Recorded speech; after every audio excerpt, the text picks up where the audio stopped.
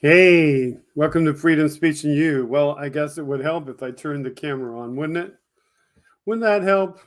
I mean, start the show, have the camera off, but I'm kind of like wondering, I see 4 viewers out there. I'm wondering who those 4 viewers are and why they're not the people that usually start the show with me, who usually comment. I see 5 viewers out there. So I guess they're finding their way in here. So as you find your way in here, I'm going to break the seal on the bottle of water in case I need it during the show. Take a quick sip. So I got the seal open on the bottle of water. I don't know where my regular viewers are, though. Oh, there they are. I see Heidi. I see Elizabeth. So I see a couple of familiar faces. I'm hoping that everybody figured out the notifications. So I see Erin. Hello. So I'm hoping that everybody figured out that the notifications are flying in through the automation. But let me just pop into there and say that we are live and also have a peek and see what actually went into the message board. So I'm going to pop in there for a second. I'm going to do it on this computer, so I hope it's not messing with the quality of the video. So we'll see. If it does, you'll let me know because I'll watch your chat over here on the other computer.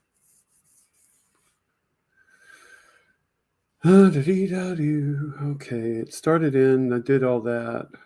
It should be up live. It's going to take, it's probably going to hit in a couple more minutes. So I'm going to just put we are live. Join us.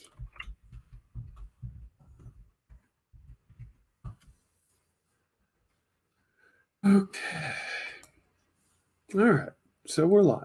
We have the ladies here. Thank you, ladies, for showing up. So what do we have on the list of topics for tonight?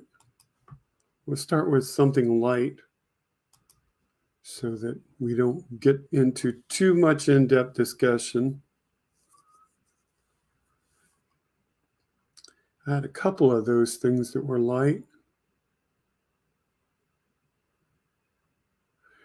And if you just joined us and you didn't read the title, this is the title for tonight. It's called You Better Be Good to Everyone. In an homage to Tina Turner, we take a page from one of her most famous songs, You Better Be Good to Me. But the tendency for one to only look for goodness to come to oneself is a tendency to become a tyrant. And we don't need any more tyrants. In fact, we need less of them. What we do need is more equity, more empathy, more understanding, and more love for each other.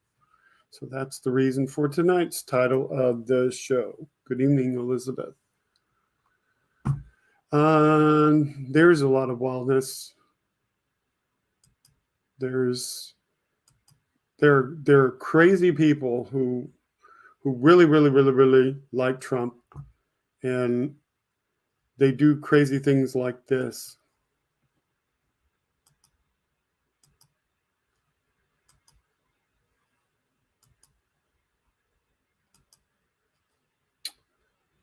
So Tara Dublin says, I've never gotten an airbrush tattoo of anything, but I'd never get an airbrush tattoo of Joe Biden because I'm not in a white trash cult. She says, vote to stop the stupid. And the reason she's saying that is because this lady has a body tattoo or a body spray on body tattoo that looks like that.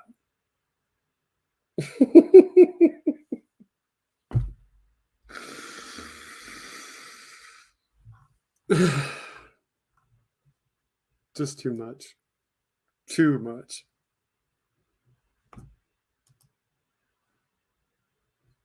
Too much. Too much.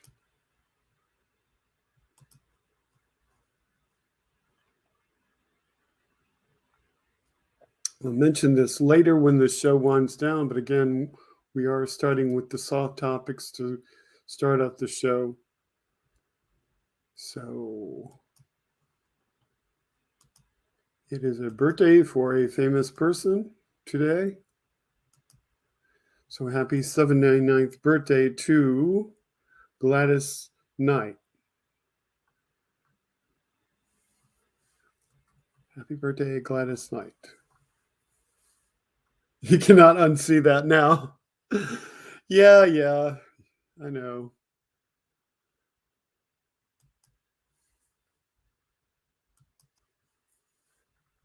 They have a lot of, I think this is last year where she was honored with George Clooney at Kennedy Center. So they pointed to that article, a video article. I was wondering what they had associated with that.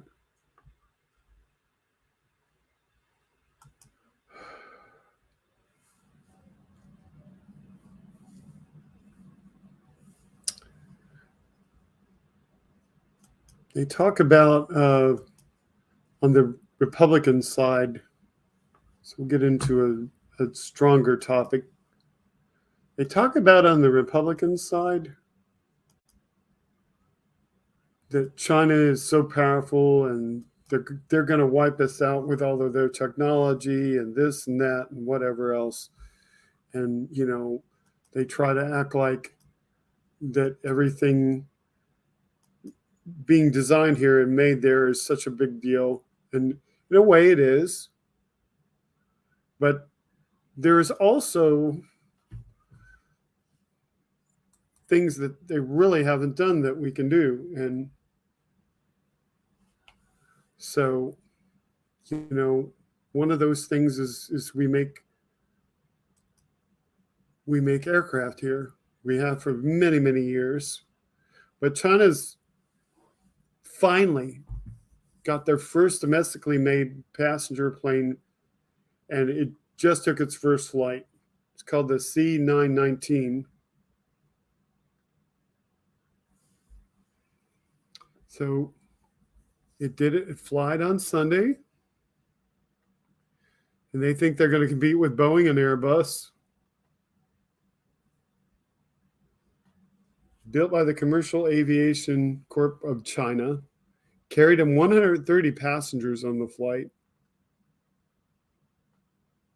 Took off from Shanghai Hongqiao Airport and landed less than 2 hours later in Beijing. Operated by the state-owned China East Airlines, and the side of the plane was emblazoned with the words, "The world's first C919." They're looking to break into single-aisle jet market in a direct challenge to Airbus and Boeing, competing with the Airbus A320 and Boeing's B737 jet.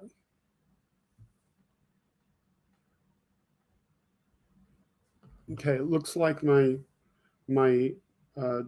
tweet just went out.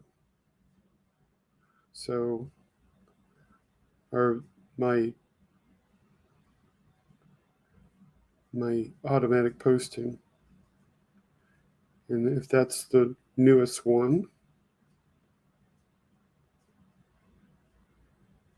Yep.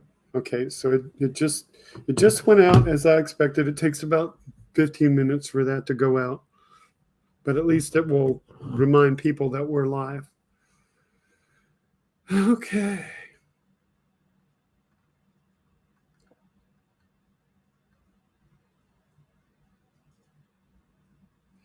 It says while COMAC designed many of the parts, some of the key components are still sourced from the West, including the engines. So they're not making their whole aircraft. They plan to build 150 of these planes each year for the next 5 years. It took them 16 years to develop it.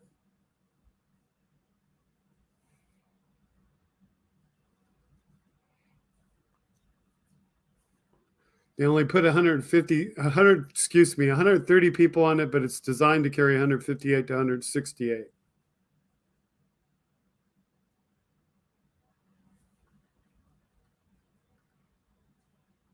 I don't know. I don't know what microchips or whatever on it, but the point is that it took them 16 years to develop it. So they are not ahead of us technologically.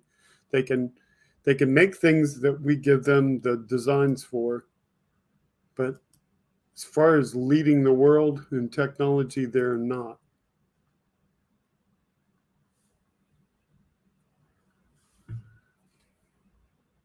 Okay. So we got 7 people here. Who dropped in? Six on YouTube and 1 on Twitch. Okay. So we got some more people here. Good.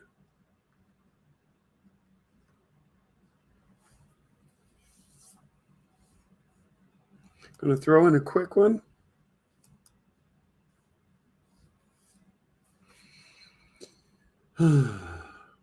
Here's a quick one. Nope. Wrong click. Hang on. Okay. D.L. Hughley shared this one. It's something that is attributed to Wanda Sykes. It says, until a drag queen walks into a school and beats 8 kids to death with a copy of To Kill a Mockingbird, I think you're focusing on the wrong shit. And she's talking about the Republican Party. D.L. Hughley writes, facts. Comedy just makes the harshest truths more palatable. Okay, Elizabeth, I understand. You're going at 5. So you're in Pacific time. So I'd have you for the next 40 minutes. Given that Boeing and LM both produce over 300 a year. Yep, they produce a lot more. That's true.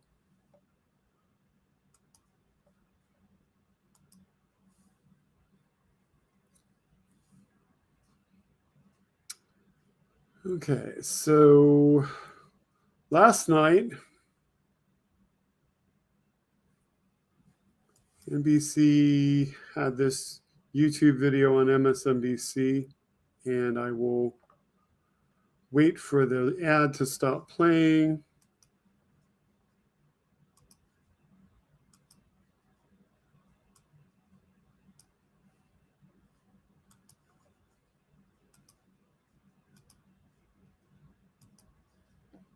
So if you've somehow not seen the news today,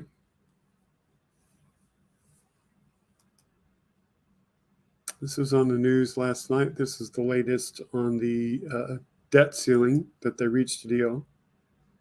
Capitol Hill correspondent Julie Sirkin. Julie, what can you tell us about this tentative agreement between Republican leadership and the White House, this breaking moment on this debt limit conversation?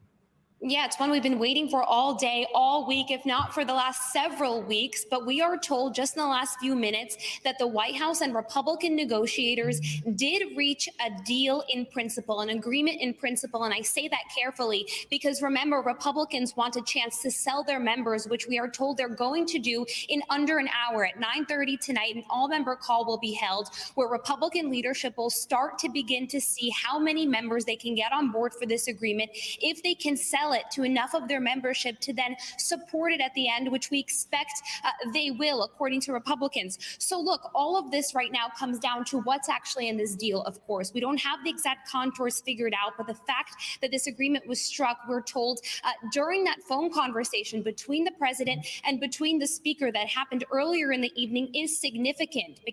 Patrick McHenry, a close ally of Speaker McCarthy, had told us that the remaining issues they have would only be resolved by those 2 men, and it appears that they have.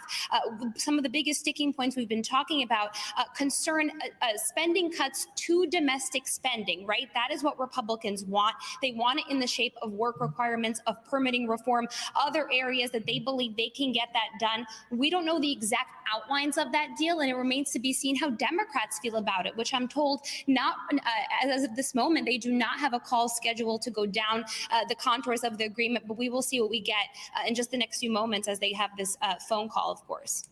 Julie. So that was last night around 9:30 Eastern time. So that was the state of things back then.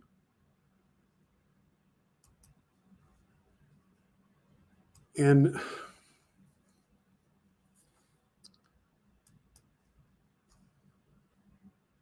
this apparently was after that. So hang on, let me get this.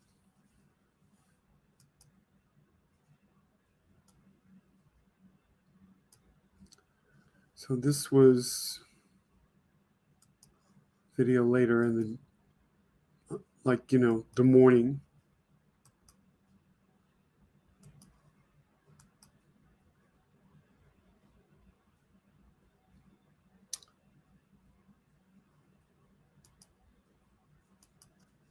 Oops, right video here.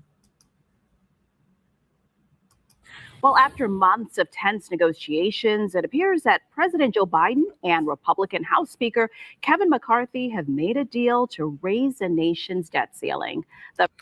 So apparently they made a deal, and we welcome Andrea to the broadcast. Breakthrough comes within days of the nation defaulting on its debt for the first time in history.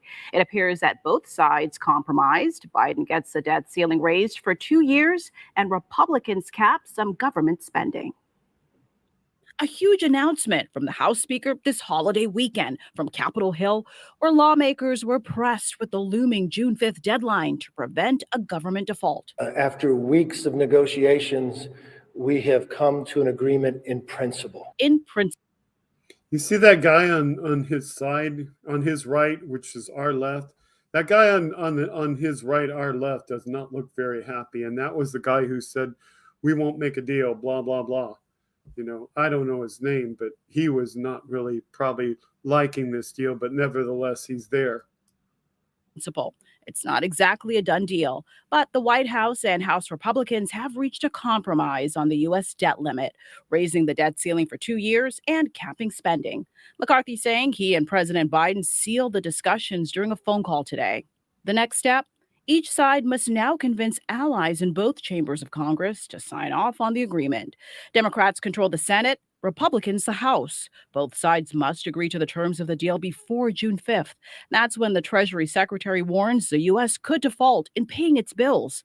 McCarthy telling reporters, it has historic reductions in spending, consequential reforms that will lift people out of poverty into the workforce, rein in government overreach. There are no new taxes, no new government programs. There's a lot more within the bill. The White House released this statement from President Biden on the bipartisan budget agreement in principle, calling it an important step forward that reduces spending while protecting critical programs for working people and growing the economy for everyone. President Biden also saying the agreement represents a compromise, which means not everyone gets what they want.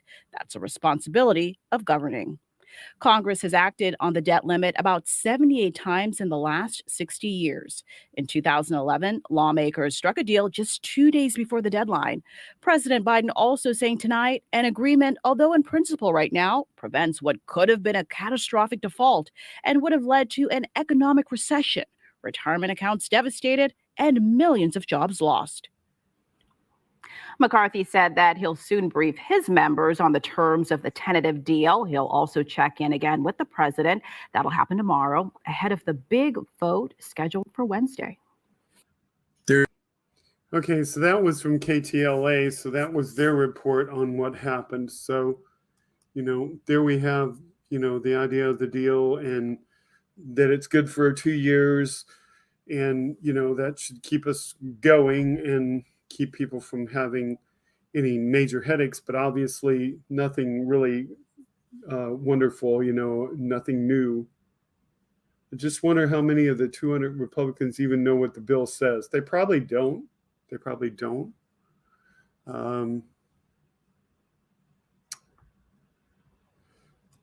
So we were watching people, you know, do things, more things to do for people.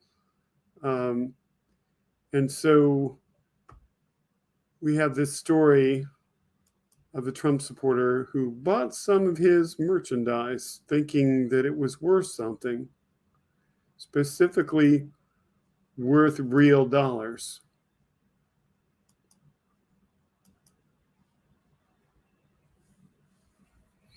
So the tweet says, MAGA supporters scam with worthless Trump bucks. John Amon bought $2,200 worth of Trump bucks only to discover they are worthless when he tried to cash them in. Yep, as worthless as the man whose name is on them.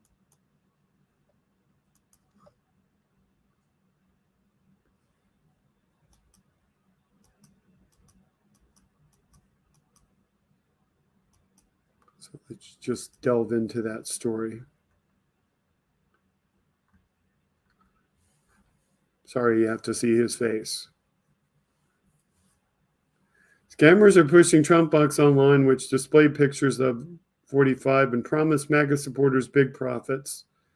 John Amon told NBC News he bought $2,200 worth of Trump bucks only to discover they're worthless when he tried to cash them in. He's now warning other Trump supporters not to fall for the scam, and NBC identified Patriots Dynasty, Patriots Future, and USA Patriots as the companies behind Trump bucks, and found at least a dozen people like Amon who invested thousands of dollars after watching the misleading pictures on Telegram that suggested Trump was endorsing the products. Yep, the gullible will be taken for the money.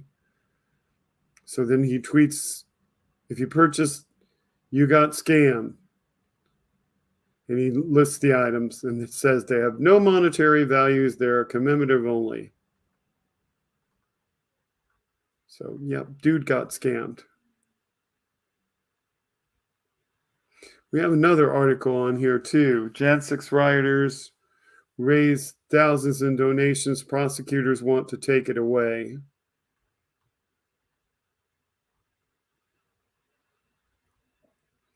Prosecutors are increasingly asking judges to impose fines on top of prison sentences for convicted January 6 rioters, many of whom raised thousands of dollars on conservative crowdfunding site Give, Send, Go under the guise of legal fee fundraising. But as Associated Press investigation highlights, prosecutors have noted that many of those raising money are using free public defenders, raising questions as to where these donations are truly going. In their pockets?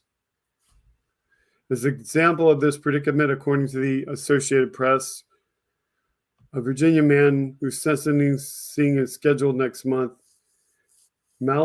Marcus Malley, raised more than $16,000 in donations from an online campaign in which he dubbed himself a prisoner of war.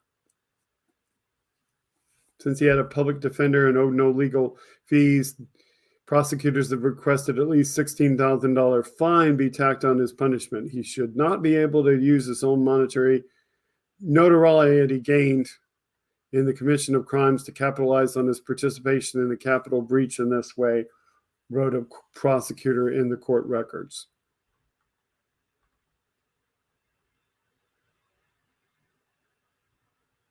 Ooh, Russia condemns Lindsey Graham's joy that Russians are dying.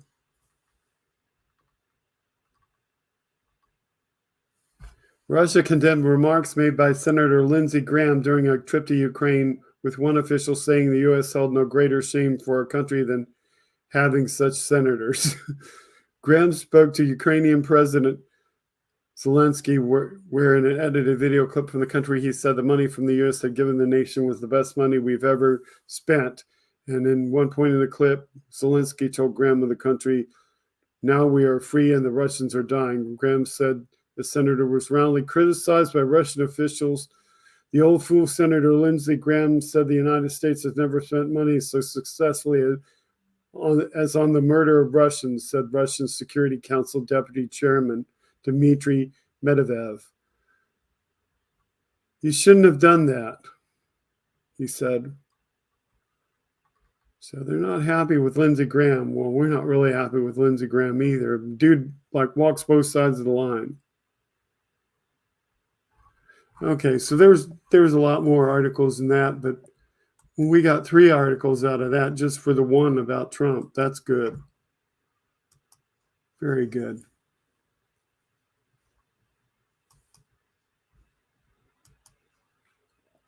We have another quick take.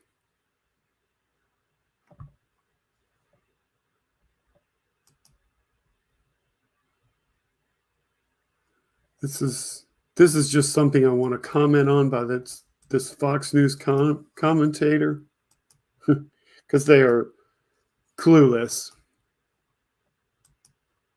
She tweeted, and I happened to see it.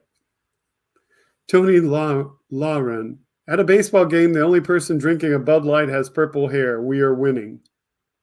So she thinks that the fact that only somebody that she doesn't physically identify with means that they're winning, that Bud Light is being, boycotted. I said, you're not winning. You're whining. So she's whining. That was a quick take.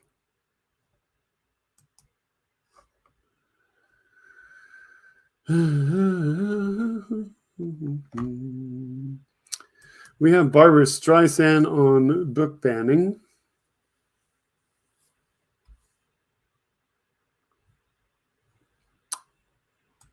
So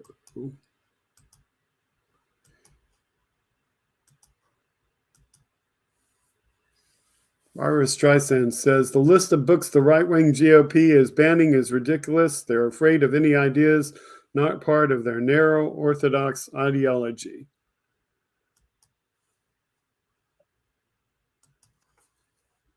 So this is the Week article.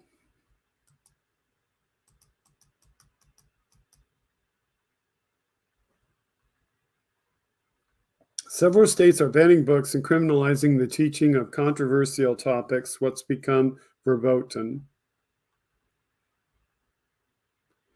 Several states are banning books and teaching controversial topics. Here's everything you need to know. Recently passed state and local legislations dictating what schools may or may not teach and what students may or may not read. A record 2,571 different titles were banned. Hello, Benny Loco. Or censored by school districts, states, and other government entities. In 2022, according to the American Library Association, a 38% increase from the previous year. Nearly 60% of those bans were aimed at classrooms and school libraries, and most of the targeted books were by or about racial minorities or LGBTQ people. Broad, vaguely defined prohibitions on teaching critical race theory and other allegedly divisive topics in the classrooms have compelled 1 in 4 U.S. teachers to alter their curricula. In Florida, a textbook publisher even had to completely remove a purely factual passage on George Floyd's murder and the subsequent Black Lives Matter protests. In at least a half a dozen states, teachers and school librarians now face potential prison time for violating the bans. It isn't just the individual books being removed, restricted, suppressed in public schools anymore, said Casey Meehan of the PN America Foundation. It's a set of ideas, it's themes, it's identities, it's knowledge of the history of our country. There's a video. I don't know what that is. I don't know if that's a video or an ad. What's an ad? Okay. So where is this happening? Most of the restrictions enacted this year have been passed in the Republican-controlled legislatures in Florida, Texas, Missouri, Utah, and South Carolina. Spurred by groups such as Moms for Liberty, that 2-year-old organization helped propel hundreds of like-minded candidates onto school boards. These legislatures have passed laws with broad restrictions on topics they deem inappropriate. The mere presence of LGBTQ people in a book can be enough to merit the label obscene. In Florida and several other states, all books must be screened by official censors before they are deemed acceptable, with wholesale bans on references to sex, race, gender identity, regardless of context. In Missouri, a new law banning books containing explicit sexual material led school districts to junk art history textbooks and nonfiction accounts of the Holocaust.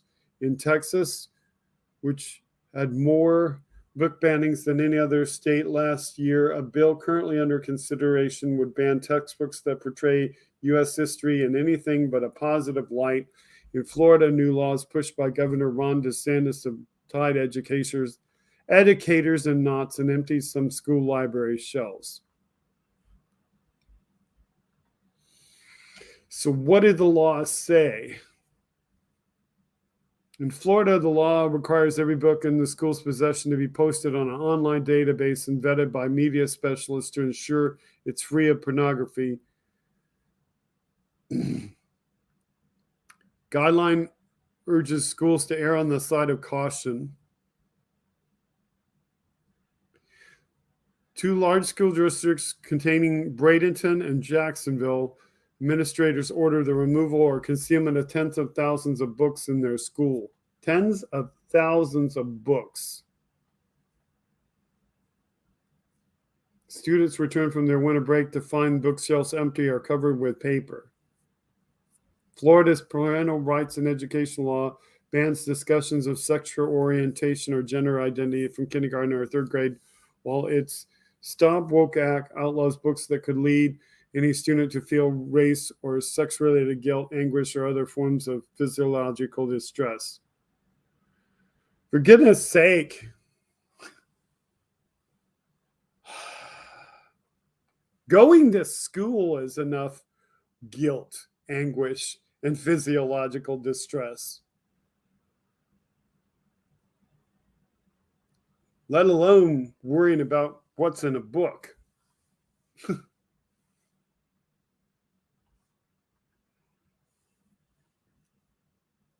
So how have the teachers responded?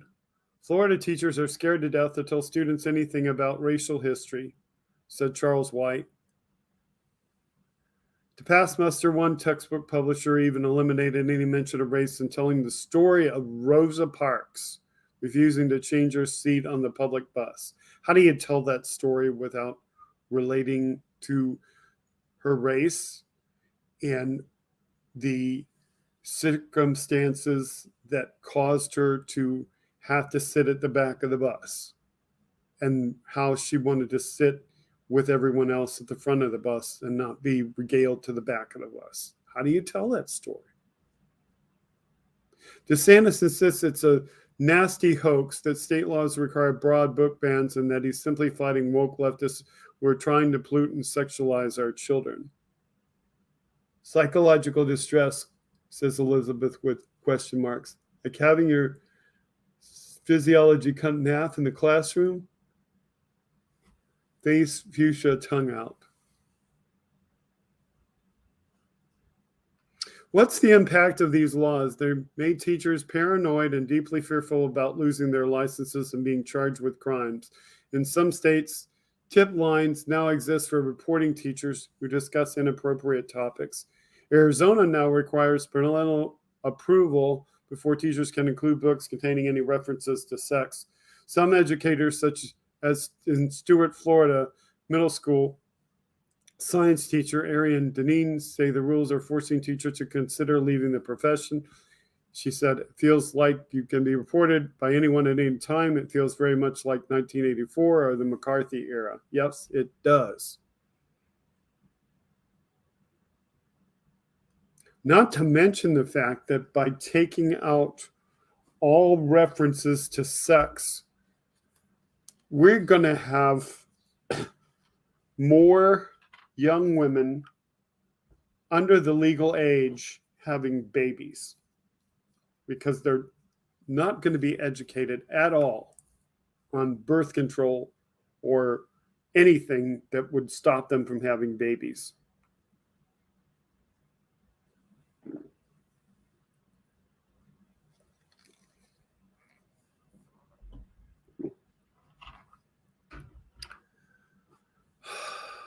Do most parents support this? The answer is no. A Fox News poll released in April revealed that 77% of parents were extremely or very worried about the book bans. Other polls found that about 80% of both Republicans and Democrats say books should never be banned for discussing race, slavery, or critical views of U.S. history.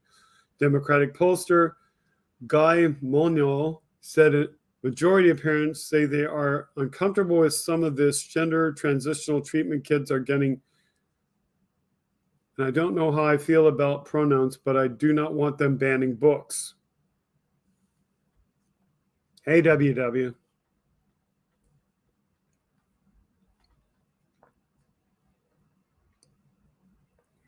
Starting July 1, publishers who sell or distribute books with sexually explicit material in Tennessee schools face felony charges and fines up to $100,000 a violation. Lawmakers in Texas and Oklahoma are considering new age-based restrictions on publishers who want access to their public school. Some companies already are letting state laws influence editorial decisions. Maggie Takuta Hall's grade school picture book, Love in the Library, first published by a small press last year, recounts how her grandparents met in a Japanese internment camp during World War II. When children's books giant Scholastic offered to license it, it asked her to remove references to anti-Japanese racism from her author's note, arguing that teachers might be dissuaded from using the book in this politically sensitive moment. The author flatly refused. I'm typically a very compromising person, she said, but when you omit the word racism from a story about the mass incarceration of a single group of people based on their race, there's no compromise to be had. Amen. Amen to that author. Do not take out those references, because if people don't learn the truth about what was going on back then, they're going to continue to allow that sort of thing to happen. So that was that article, a very good, informative article, and we thank Barbara Streisand for tweeting out about that. Streisand herself has a book coming out soon. So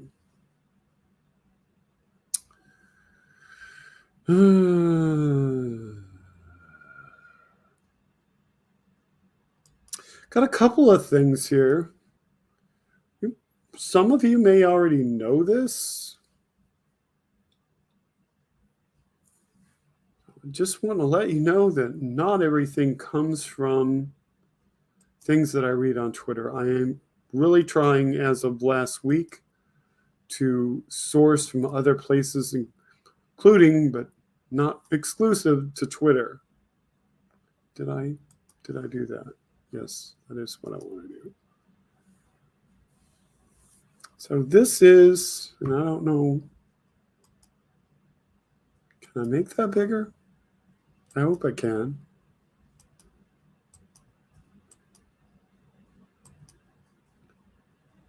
Yeah, it's going to get big enough. This is from another social media thing, and I can't get it to bring this down, but oh well.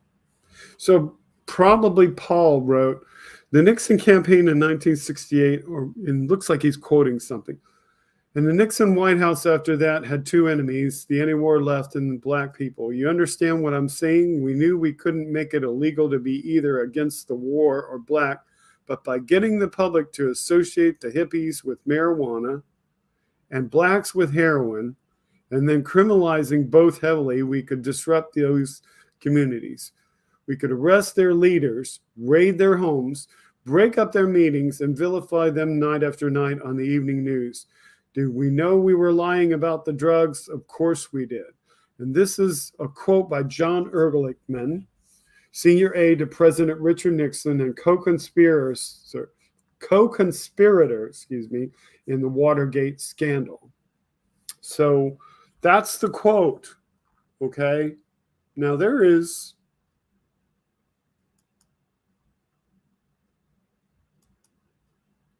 an article in Vox from 2016 that deals with this.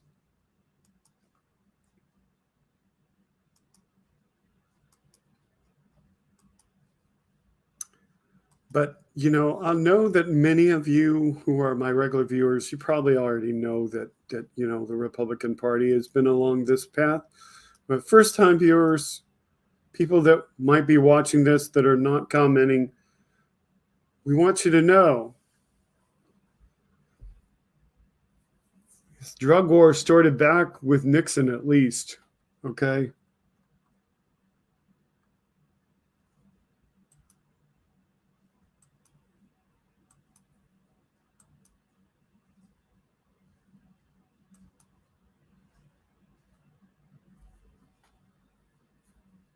War on drugs, is it a genuine public health crusade or an attempt to carry out what author Michelle Alexander characterizes as the new Jim Crow? And this is back in 2016, this article. A new report by David Baum for Harper's Magazine suggests the latter. He refers to a quote by John Ehrlichman, who served as the domestic policy chief for President Richard Nixon when the administration declared its war on drugs back in 1971.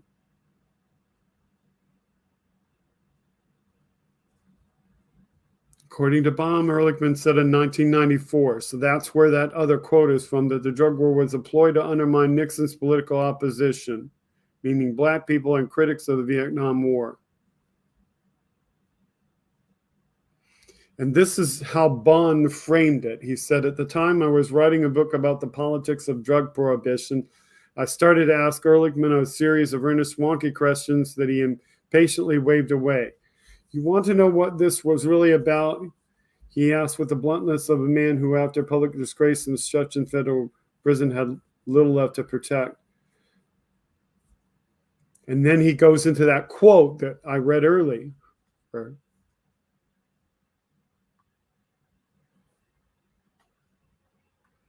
So that's the quote I read earlier.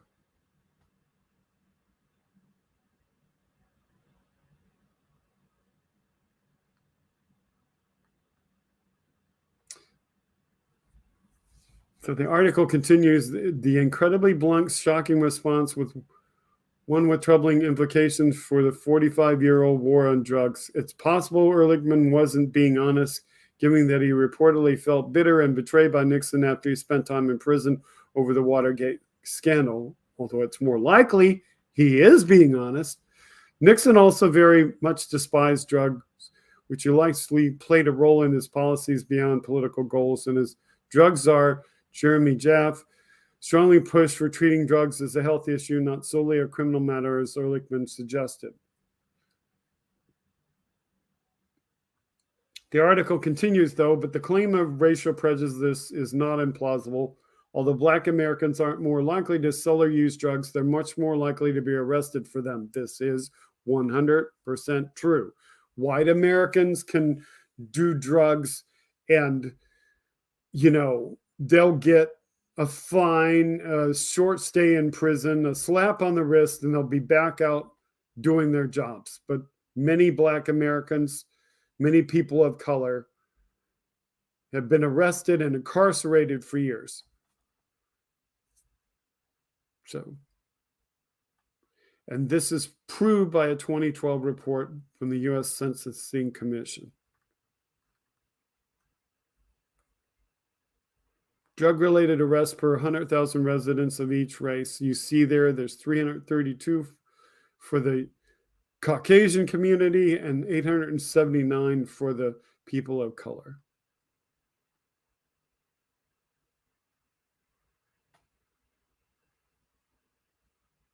Ehrlichman claimed this was a goal of the drug war, not an unintended consequence. Baum cites this as one of the many reasons to end the drug war once and for all.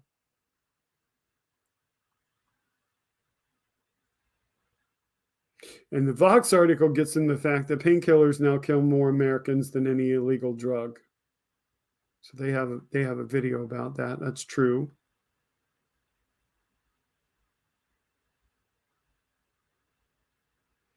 So Baum's argument was drug prohibition began with poor intentions that contributed to terrible consequences, racial disparities in the justice system, drug-fueled violence around the world.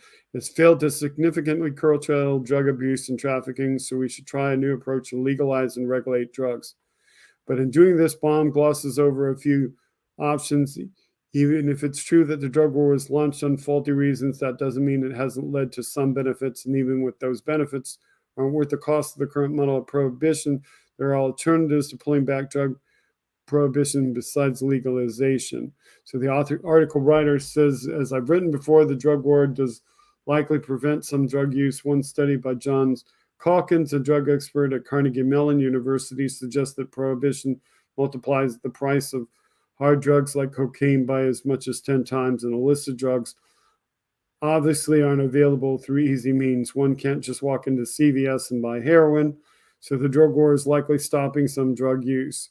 Calkins estimates the legalization could lead to hard drug abuse to triple, though he told me it could go much higher. We probably should definitely keep, hello, Jolie.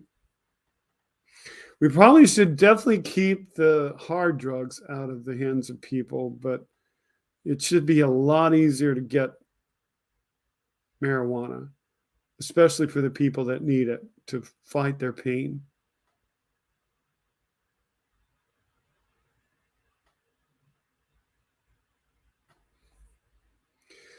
So they go on to say, and again, this article is from 2016, America's latest drug epidemic provides some evidence for his Calkins claims. In the past couple decades, doctors loosened access to very addictive and potentially deadly opioid painkillers.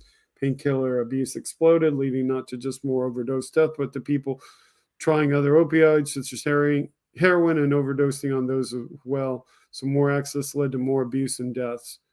Does this mean the war on drugs as is currently fought is worth it? Not necessarily. It's a matter of weighing the pros and cons of the current model of drug prohibition.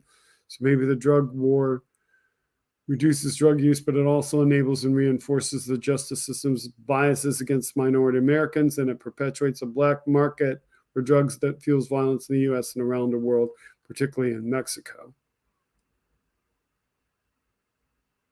But there are options to draw down the war on drugs without legalization. U.S. could decriminalize, remove jail time and other criminal penalties for personal possession, but not sales, and emphasize prevention and treatment as Portugal has done. Could allow supervised injection sites for heroin users to provide a safe place to use the drug, such as Canada, Switzerland, and several others that then could allow for medical use of some drugs such as psychedelics, as some researchers have pushed for. These are steps countries and states could take without legalizing drugs. Baum acknowledges that even if a country does legalize, there are various ways to do it. Governments could spend much more on prevention and treatment programs along with side legalization to deal with potential wave of new drug users. They could require and regulate licenses to buy drugs, as some states do with guns, or they could ban private for-profit sales of drugs, limiting green companies' abilities to market and sell their drugs to no matter what the consequences tobacco companies have done to get Americans hooked on cigarettes, still very deadly. None of these policies would wholly eliminate drug abuse, drug deaths, or drug-related violence and crime, but drug policy is often about picking out the best available bad options and picking the perfect solutions. Still, there are far more options than prohibition and legalization, and different drugs with all sorts of different risks likely merit different policies. So that, I got into a really long discussion there because of the article being a lot more about the drug policy itself. But my purpose in mentioning that was really just to say, these drug policies started with Nixon. They can't hang everything on Biden and say Biden did this and Biden did that, and census more people and put more people away. These policies have been around since 1971. They've been around a long, long time.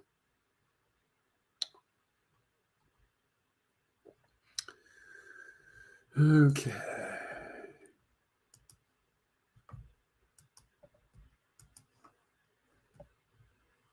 There we. Ooh, wow. First hour over already. Okay.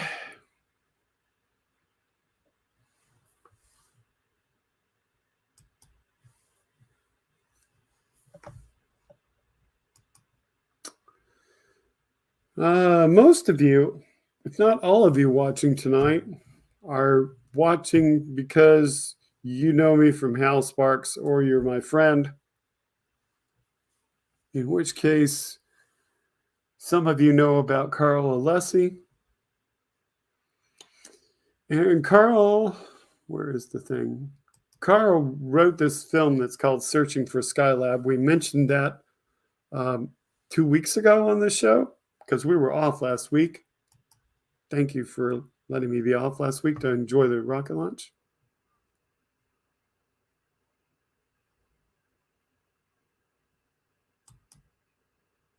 Well, interesting.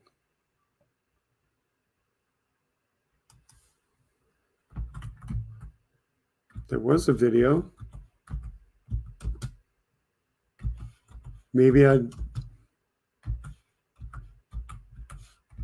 made a mistake and broke the link. So let me see if I can find it. Okay, good. I just broke the link because it came up and it told me it wasn't available. Okay. Might have been editing it or something too. Anyway, Carl Alessi has this video, this movie that he made with others. He wrote the script. It's called Searching for Skylab, and it's about Skylab. And those of you alive in the 1970s,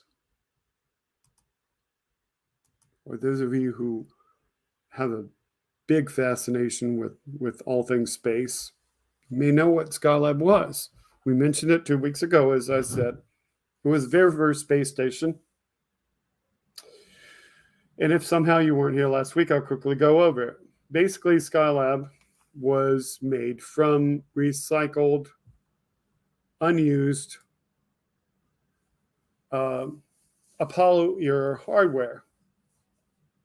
So they took a third stage from a Saturn 4B rocket, and they modified it so it still acted like a third stage. That's something I learned from the movie, because initially I thought they modified it and they just added it on the rocket, and it didn't perform the function of the third stage at all. But the reality is they made it function. So they did take a lot out of it, but they still made fuel propellant flow through it. So that's very interesting. That's one of the things you'll learn in the movie, is that there's a part of it where the fuel, the propellant, flows through it. And that's why it has a gridded floor. The other reason why it has a gridded floor is that they took their shoes. I'm going to let my phone pretend to be their shoe. They took their shoe, and I'm going to let my hand pretend to be their feet. And they put little hooks on the bottoms of their shoes. So they put these shoes on in the weightlessness of space, and they had little hooks on there. And then they had this grid, this metal, that the propellant would flow through. And there were sections in it that were oriented a certain way. And these, down underneath the shoe, again, my phone presents the shoe, you've got a hook sticking out and a hook sticking out, because you have these things underneath the shoe, metal base. And the hooks will come up, and they will, now I'm going to use my phone as though it's the hook part. It will grab onto the metal like that and stay. And that's how they could put their foot down diagonally into a slot, slide in there, and hook themselves in space and not drift due to weightlessness. So that's one of the things I learned from the movie. A grid. Yes, sir. Thank you very much. So there's a lot that you learn from the movie. I'm going to show you the clip. I'm going to hope that when I show you the clip that I don't violate any music copyright. So if it goes black, tell me it goes black, because then I'll pull the sound out.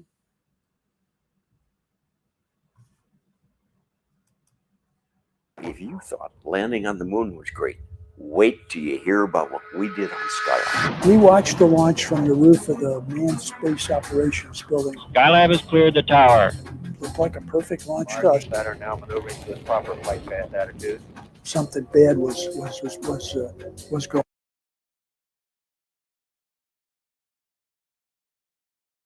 Okay, I was going to add myself back in the stream because I want to talk as we go along here. Now, when you see anything in this movie in black and white, it's an interview. And I don't know if the interviews were shot in black and white, because some of the interviews were originally shot in black and white, or if it's shot in black and white for dramatic effect, like, you know, maybe the footage that they shot, they just wanted it to look like it was shot for television back then, so it has more of a look. But these interviews, these people are the real astronauts. And when you watch the movie, you have graphics underneath that identify the astronauts, so you'll know who you're listening to. This is Skylab Control. Malfunctions were indicated to have occurred 1 minute and 3 seconds after liftoff. They almost lost the whole space station. And the big question was, are they going to still be able to go up in space? And so they did have those problems, but we found that the problems were being taken care of. Jack had a wooden model. He said, I have an idea how to save Skylab. And he didn't come home for 6 days. So it was really a triumph of what the folks at NASA could do. Skylab 2, we fix anything. We got a pitch and a roll program. For me, it was somehow turning science fiction into science. If you can swim in a medium such as water, why can you not swim in a medium such as air? Skylab is the first time that orbit becomes a destination. And in about 2 minutes from now, at 7:22, you will become a new world champ for longest space flight. And we proposed an experiment, the Astronaut Maneuvering Research Vehicle. Skylab on its own changed the way we live on this planet. Especially, it is a great pleasure for me to greet you as the first human being studying a comet from outer space. The days that are set apart are the days that you do a spacewalk. Holy cow, what a view. I'd like to wish Merry Christmas to all the people out there. I never got tired in 28 days of looking at the window and looking at Earth.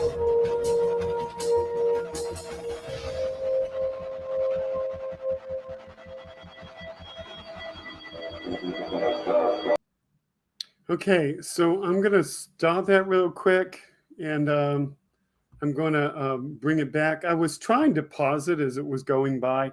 That's why you saw me when I was on camera looking back and forth, because I just momentarily got confused with my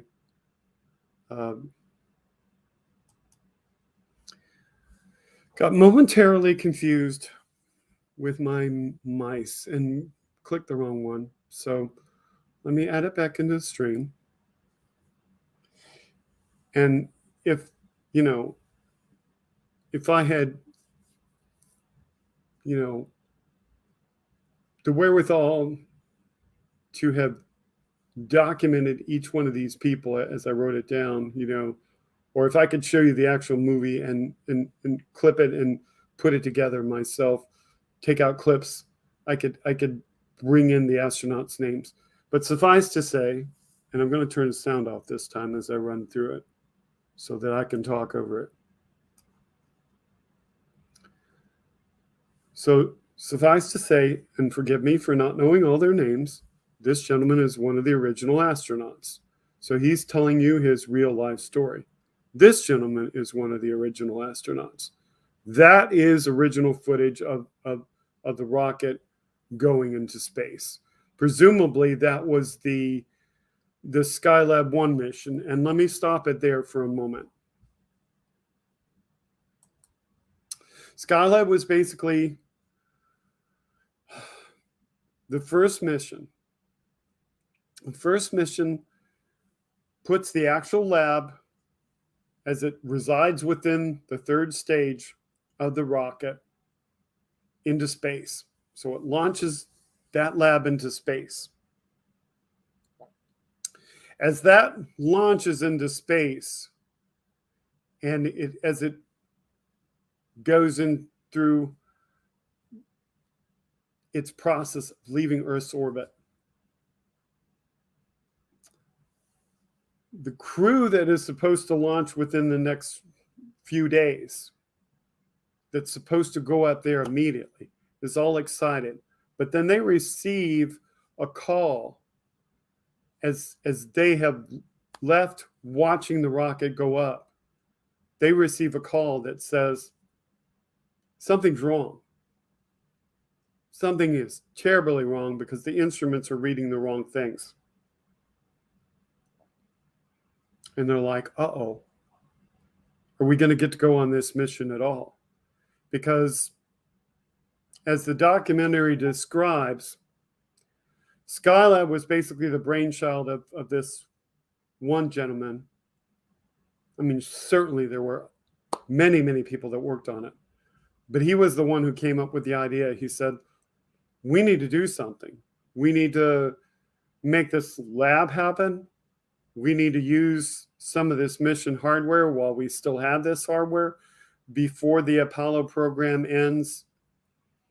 We need to put this stuff together basically so that we can do this while we still have funding, while that we can still make this mission possible. And we need to do this because we need to preserve people's jobs, because otherwise, if we don't do this, y'all know, if you've ever watched NASA, you know, the minute NASA's not doing something that is high profile, the funding goes. So he was like, we need to do this. And so the moment that they realized that there was all these technical problems and something going on, they were like, oh no, we're not going to get to go at all. The mission is toast. Something's wrong. The readings are wrong. We may not get to go at all.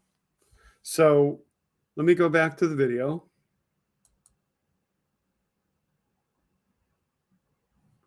Let me get the right mouse again.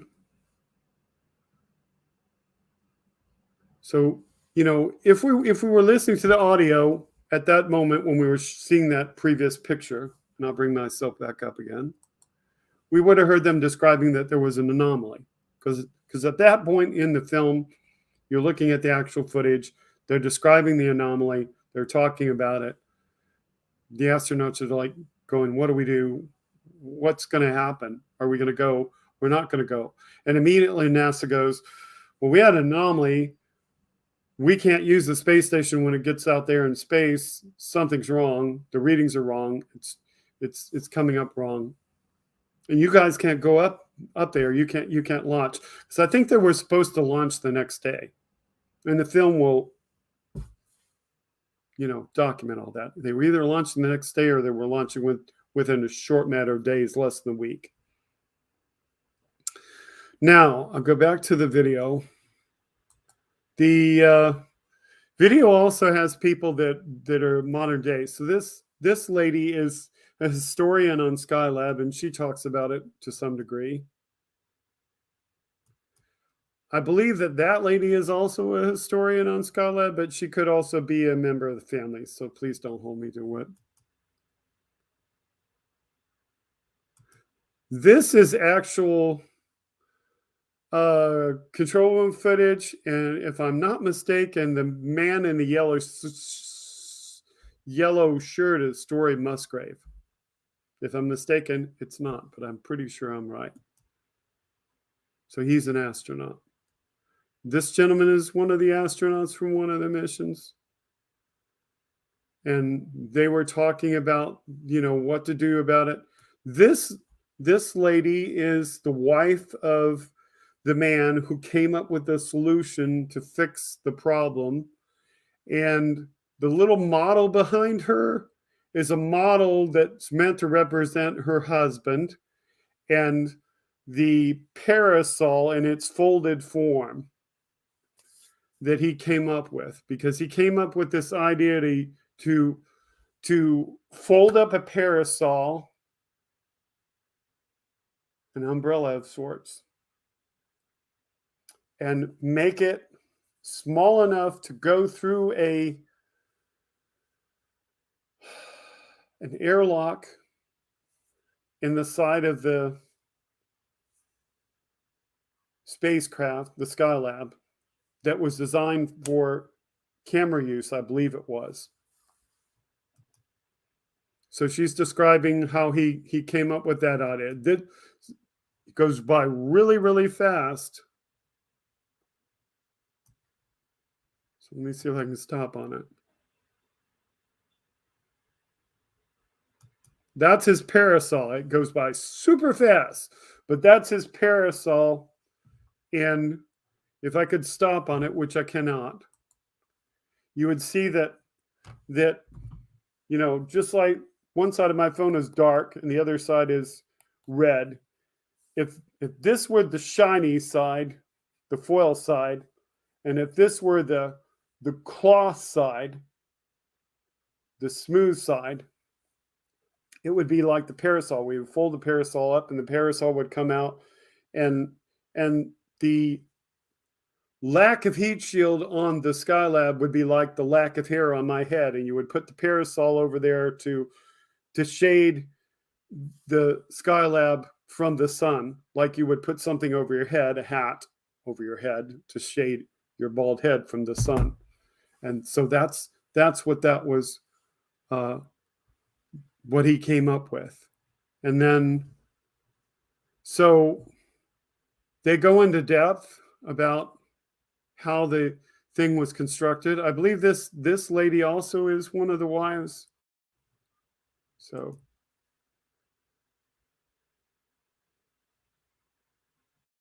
she's describing things. I mean, and I could listen. And there's, of course, the real launch from two different angles. This gentleman's describing the ingenuity of the thing. This is another one of the astronauts. This is an actual astronaut. He was demonstrating an idea that he had, because he said, when we train in the pool. Well, you swim in the pool.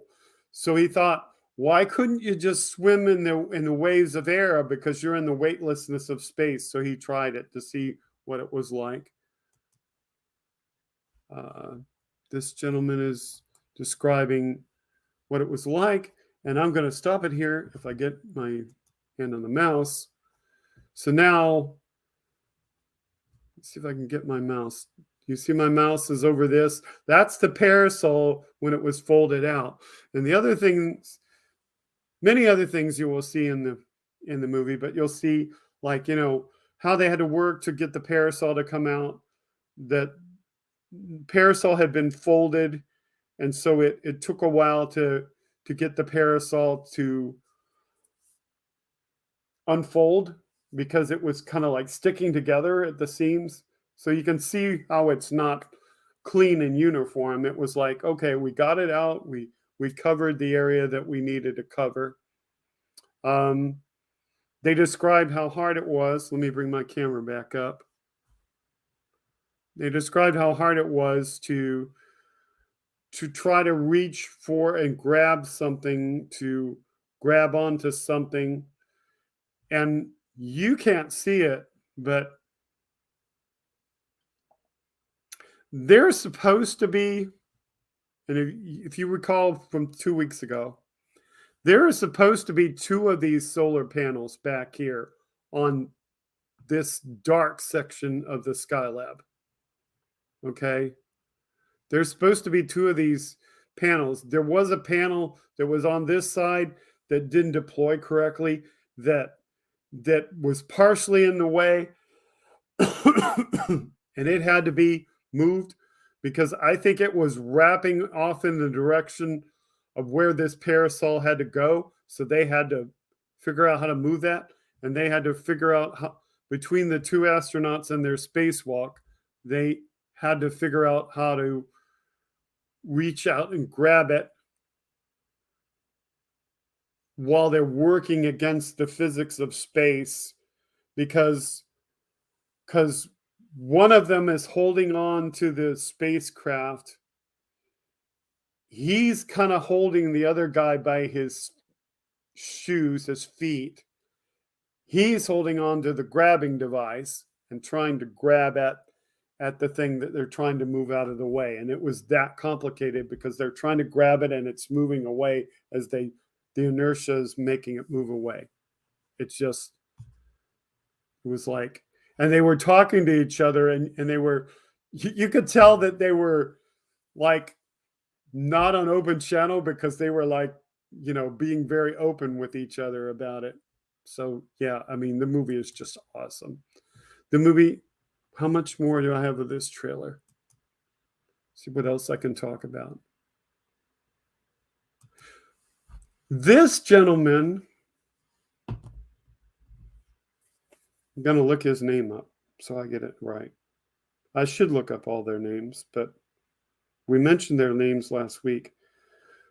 Who was the first astronaut to fly the manned maneuvering unit? According to NASA, McCandless is perhaps best remembered as the subject of a famous NASA photograph. Bruce McCandless. This is Bruce McCandless. And Bruce McCandless, during this time, came up with the object that you're going to see here. After he speaks, he came up with this object. This is the early prototype for the, and they called it something different then, but this is the manned maneuvering unit.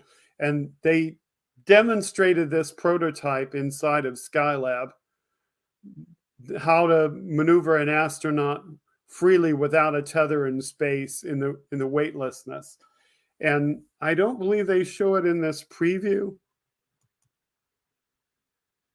but that's the predecessor of the manned maneuvering unit. And McCandless is the one who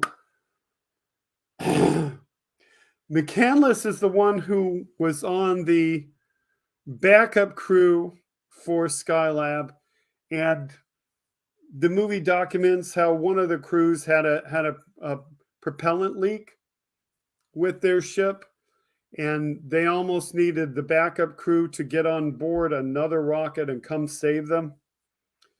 And I think McCandless might have been on that mission had that happened, but you know, because, or McCandless would have been on a fourth Skylab mission if they could have kept Skylab flying long enough to have a fourth mission, but you know, they just didn't have a fourth mission. I mean, technically let me bring the camera back up. Technically, they did have 4 missions, as I said. The first mission launches Skylab. The Skylab 2 is the first crew. So it's the first crewed mission to go to Skylab. They go there, they fix it, they stay for about 29 days. Mission number 3 comes, which is the second crew to Skylab. I think they stayed for about 58 days, and I think the third crew stayed for more. I believe it's the second human crew or the third mission that had the propellant problem. So there was that. But these missions happened rather quickly. And then what happened after that was, the idea was for Skylab to be up there long enough, and if the space shuttle had been developed in 1978 as they had hoped, if the shuttle had been ready by 1978, and if Skylab had stayed in orbit, then the space shuttle would have docked with Skylab. But Skylab didn't stay in orbit, and the space shuttle didn't fly until 1981. And the space shuttle that was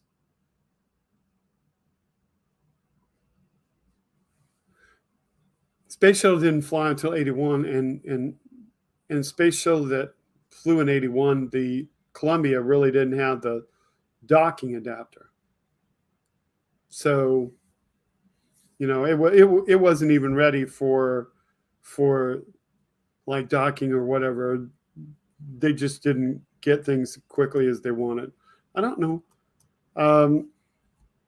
There is a funny and interesting part, and it concerns this audio tape, and I shouldn't spoil it. But the astronauts played a joke on the people back at Mission Control. So please watch the movie just for that. It's part of the reason why it's fun to watch the movie. The other reason why it's fun to watch the movie is you'll find out that as far back as Skylab, they actually did experiments based on what young people who were middle school students who were obviously scientific geniuses in the making, suggested. So they did different kinds of experiments. So they did studies about the health of astronauts in space, and they started working out. But they said that their early spacebound gym equipment was hard to use. I mean, not as easy to use as today's equipment on board the ISS. And so they had to really like hold on to the exercise equipment as they rode the bike and pedaled it. So that was part of the science, but there's just way too much cool science that was done because young people suggested.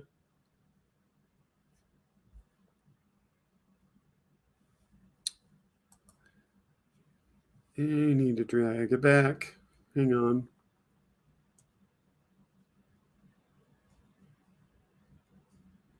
So you can see the quality of the old video TV footage or the old film TV footage. That's real old TV footage. And then there's some animation there. And then we're back to people being interviewed. And this looks like this is ISS footage. And then that's back to actual footage from the station. We're back to another astronaut. I think that's animation. Maybe, maybe not.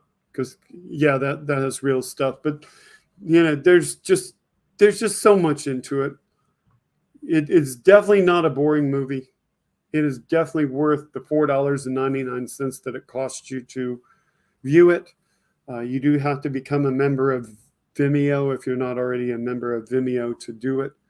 Go to searchingforskylab.com and you'll find the information there. And a really, really interesting movie. So thank you so much for listening to that. When Carl told me, you know, you'll learn so much from the movie, he was not kidding. He definitely was not kidding.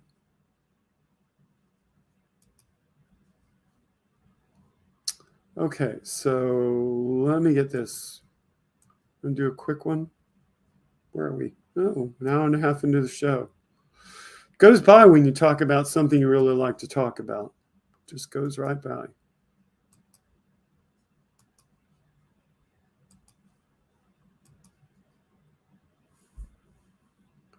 Okay, this is by Christy Jackson. Instant comparison. Trump, get the baby out of here. Character matters.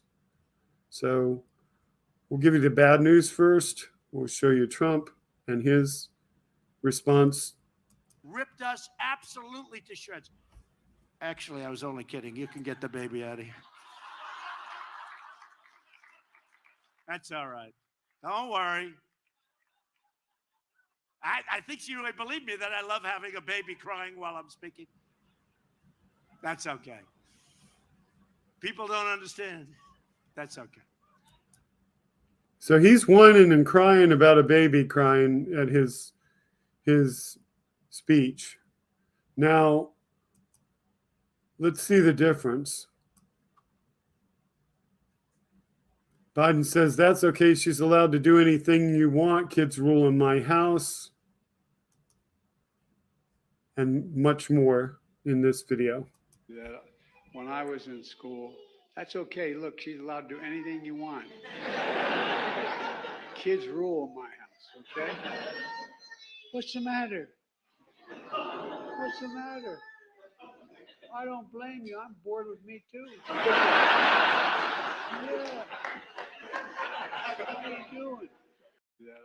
When I was in school, that's okay.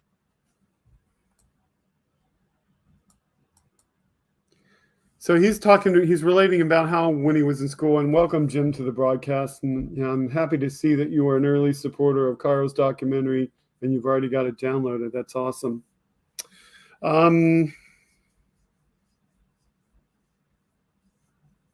Apparently the baby at the Biden speech is saying that, you know, reason the baby is crying and not happy and upset is that Joe Biden is boring. And he says, that's okay. I think I'm boring too. He's just so endearing to children. That was just awesome. So just thought you might want to see that.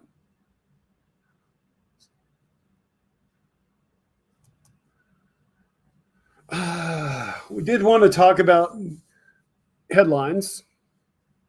An hour and a half into the show, and I haven't even talked about tomorrow. Tomorrow is Memorial Day, and I'm sure all of you are keenly aware why we celebrate Memorial Day. We're honoring those who died and gave their lives so that we might have freedom to do the things that we do. So thank you very much to all of those people who gave their lives for this country or any country to ensure that others will have freedom. We have a moment of silence for you, so we will observe a moment of silence.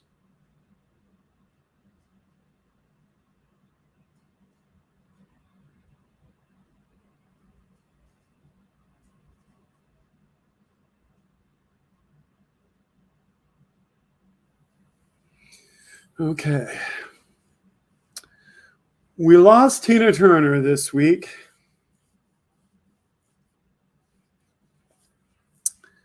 Tina Turner was very, very influential, very full of life, multi-talented, a cultural institution. And with her husband, who was not a good man because he abused her, but with her husband came up with a rendition of Proud Mary,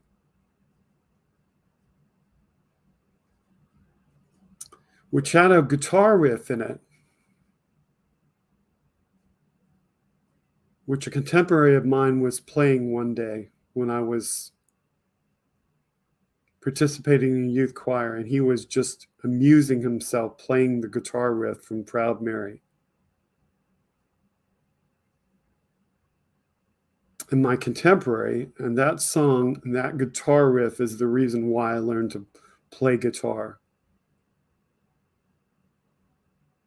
Because I memorized the chords from Proud Mary, how to play along with the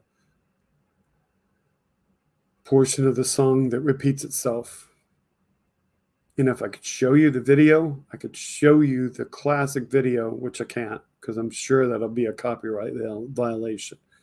But it's like the beat, you know. It's like da da da da da da da da da da da da da da da da da da. And the way they would dance to that, just awesome.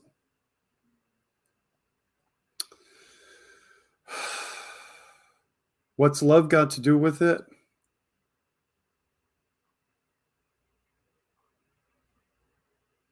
There are just so many songs by Tina Turner you could go on and on and on.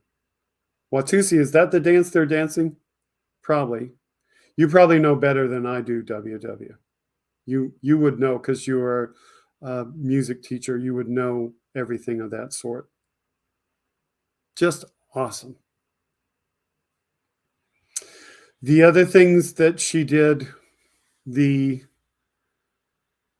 at Live Aid, she did State of Shock with Mick Jagger, which was a tune by the Jacksons, or Michael Jackson together.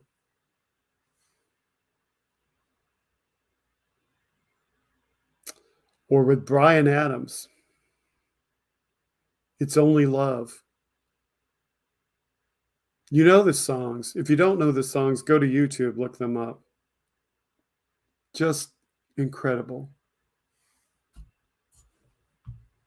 Absolutely incredible. Yeah, there's a song that's in the movie Dirty Dancing.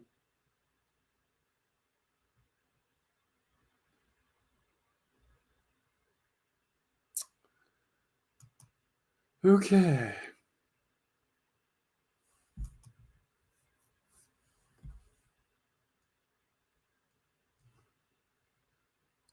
I'm bringing clip up Skipping the ad.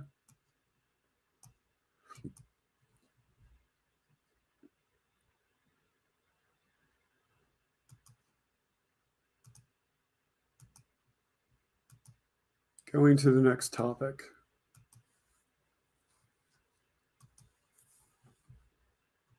So we had a first of its kind this week. Oops, hang on. No audio.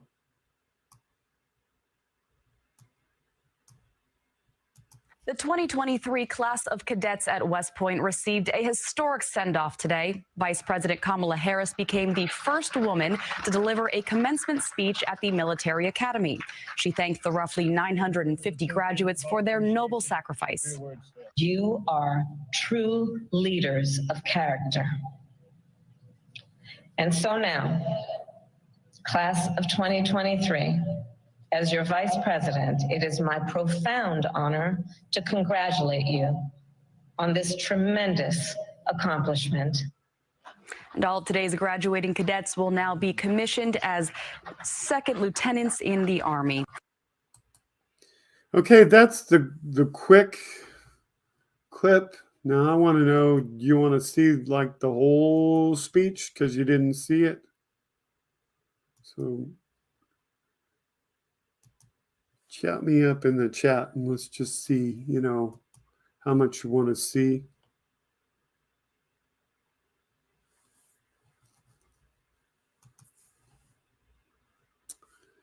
Yeah.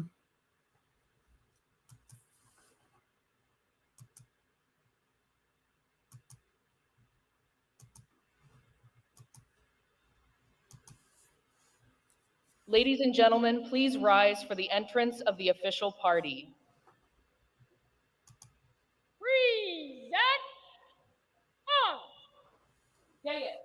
Present on. So we can watch the whole thing or we just go up to the actual speech. So I'm going to shuttle up where she walks in.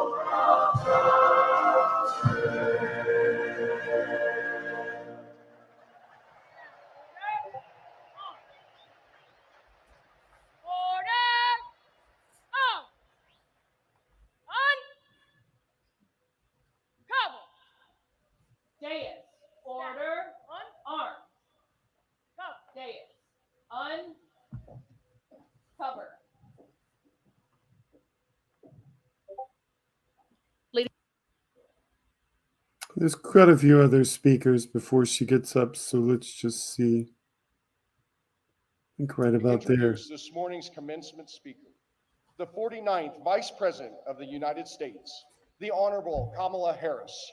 Yeah, digital sound annoying.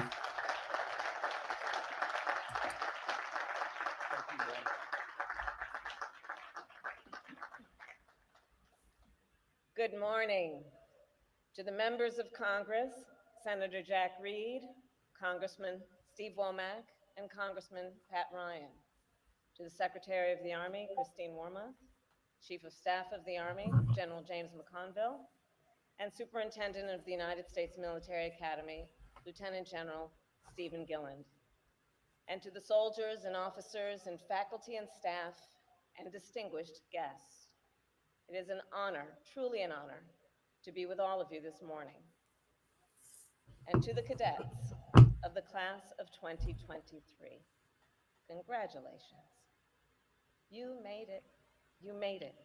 You made it through Beast and Buckner, through remote learning and SAMI. You celebrated together at holiday dinners and Ring Weekend, and you beat Navy, yes, twice.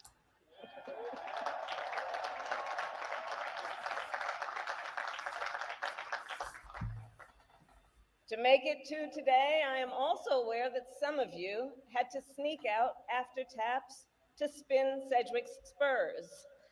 I will not ask for a show of hands, but for those who did, it clearly worked.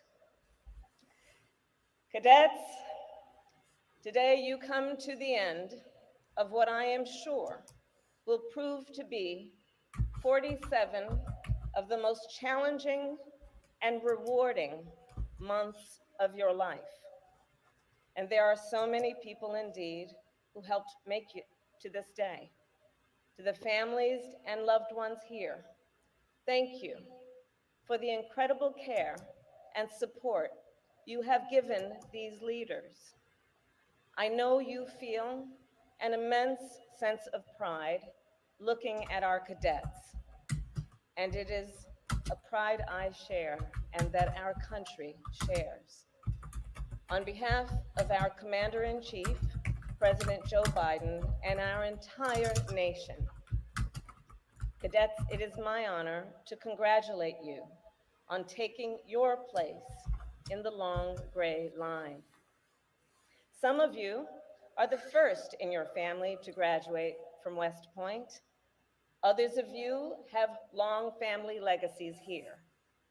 As just one example, in a few minutes, Cadet Mary Bell will walk across this stage. Cheering her on is her mother, Therese, class of 1986. Her father, Michael, class of 1983.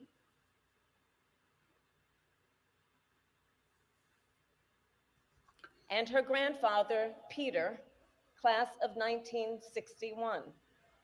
Also joining us are 2 of Mary's uncles and 3 of Mary's cousins, all graduates of West Point.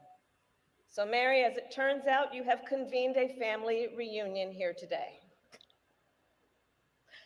Also graduating today are cadets Aaron Hall and Claire Dworsky, with a popular cheering fan group right over there. 4 years ago, as a United States Senator, it was my great honor to nominate them for admission to this academy, and today, as a point of personal privilege, it is my proud honor to watch them complete this journey. So to the class of 2023, and to all the cadets complete this journey, you stand. So to the class of 2023, of generations of Americans who have worn the uniform. You stand. So to the class of barrier breakers and trailblazers. In fact, this year you celebrate the 75th anniversary of the integration of women in the military, as well as the desegregation of our military.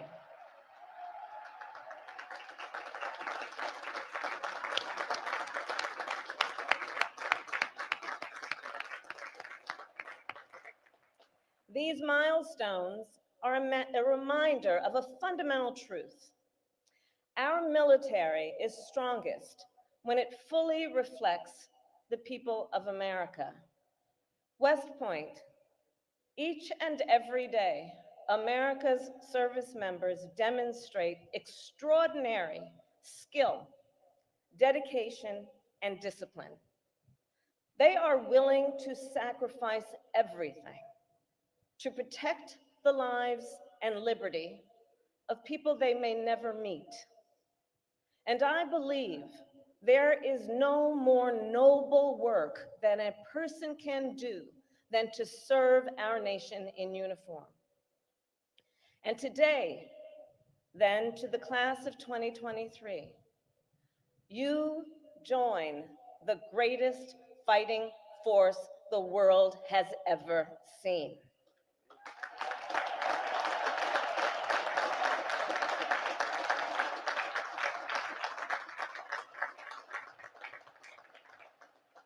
Cadets, since our day, your first day on campus, the world has drastically changed.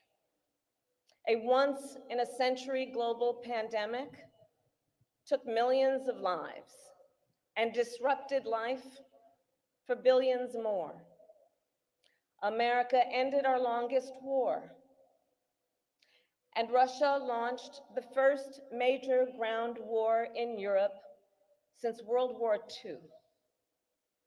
Looking forward to the future, it is clear you graduate into an increasingly unsettled world where long-standing principles are at risk.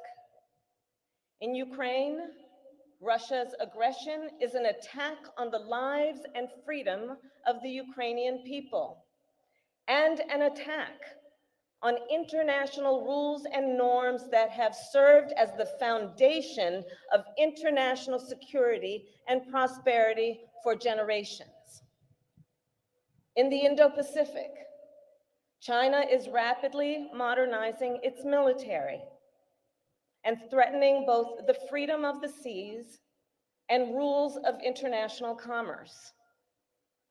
At the same time, autocrats have become bolder, the threat of terrorism persists, and an accelerating climate crisis continues to disrupt lives and livelihoods, all a threat to global stability and security. And here's how I see it. In the face of all these challenges, America plays a singular role of leadership. Cadets, global security and global prosperity depend on the leadership of the United States of America. And a strong America remains indispensable to the world. Our democratic ideals of freedom and liberty inspire billions. Our vibrant economy creates unmatched innovation and opportunity and drives global growth. Our unrivaled network of allies and partners allows us to build coalitions and catalyze global action in a way no other nation can. And our military is the strongest in the world.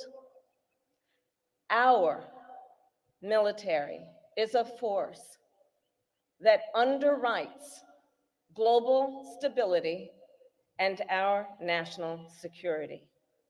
And it is this pillar of our strength where you cadets have dedicated yourself to lead.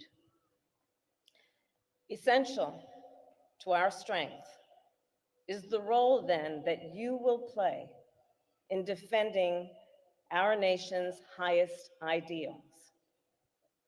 Because today, of course, is not only a graduation, it is a commissioning. In just a few moments, you will take an oath, not to a person, not to a political party, but to the Constitution. You will take an oath to support and defend the Constitution of the United States of America. And by extension, to support and defend our most sacred ideals: freedom, democracy, and rule of law. All across the world, the soldiers of the United States Army defend these ideals. And as Vice President, I have seen it firsthand. In Poland, on NATO's eastern flank, I met with soldiers of the Army's 5th Corps who deter threats to the NATO alliance and stand for freedom across Europe. In South Korea, At the DMZ, I met with members of the 8th Army who are standing shoulder to shoulder with our South Korean allies, protecting their democracy and international rule of law.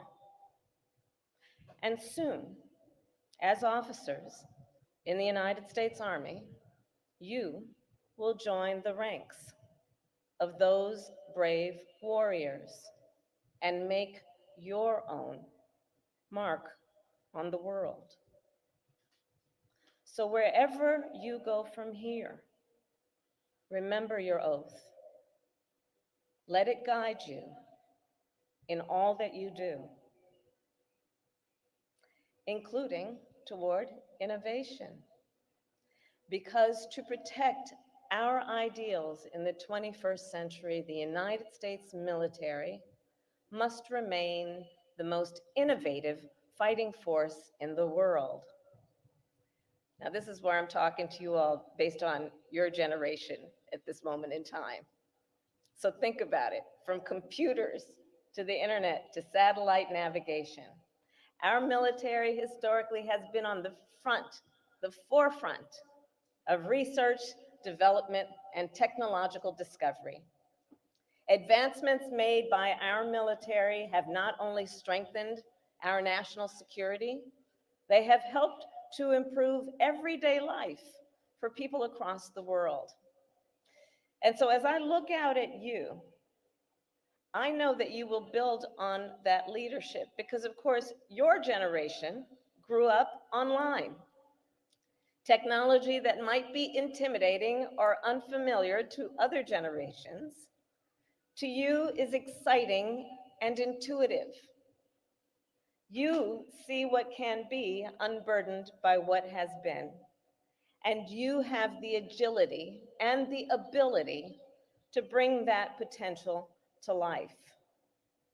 Here at West Point, you have reinforced then those skills.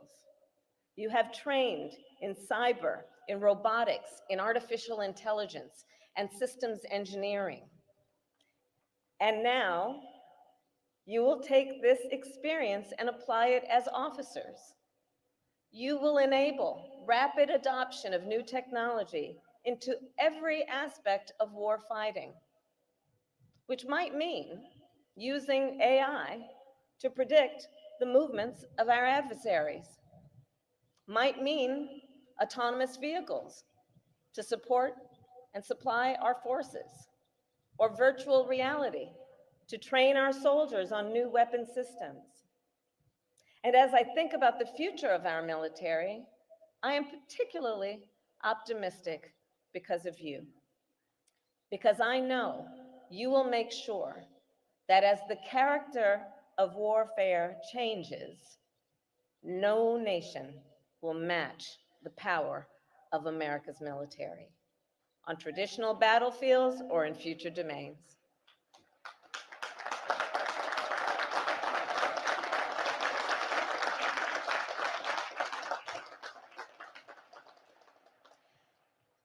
And let us also be clear, the power of America's military not only rests on our technology, our weaponry, our hardware, it rests on the character and the resolve of our people.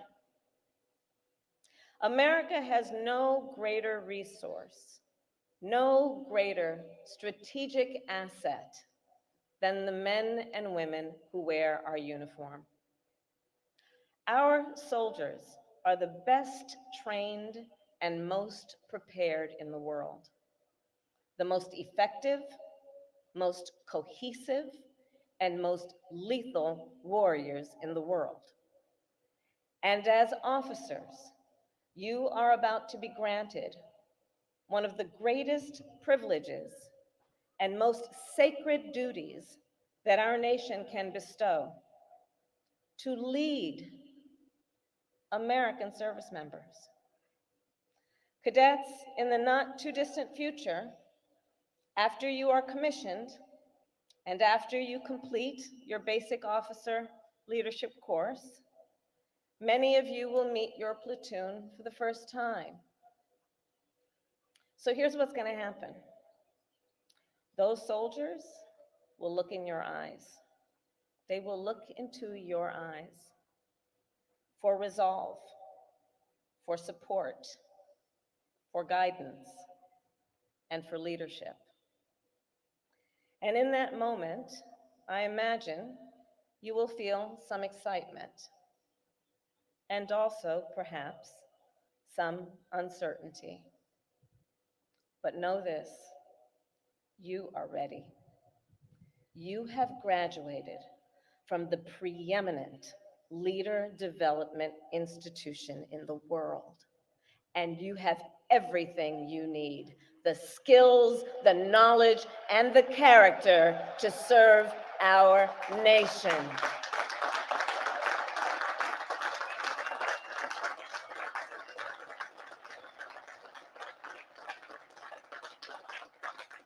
And so know, we believe in you and we need you.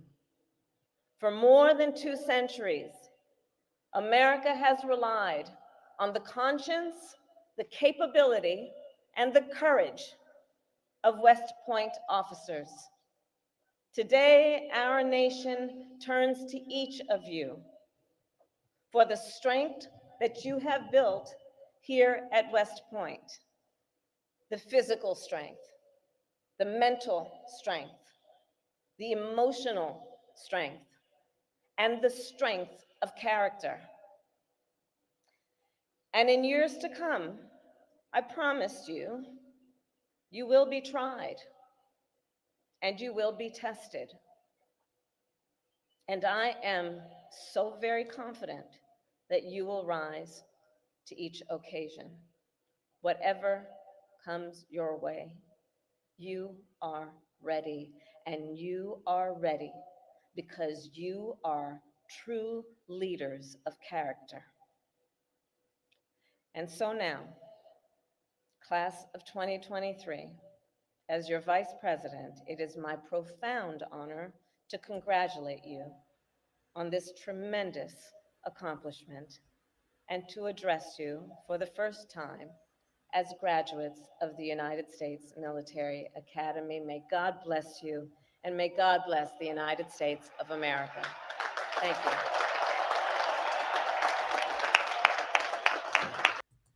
Wonderful speech. You noted that she touched on a lot of different things, including the fact that, you know, they were going to live in the modern day with the virtual world, and AI and everything is necessary to continue the mission of the United States military to wage our wars, because our wars don't happen just in the physical realm anymore. They happen in the virtual realm. And so they do have to work in that. So, yeah, I mean, just a wonderful speech. Very, very poignant, very passionate.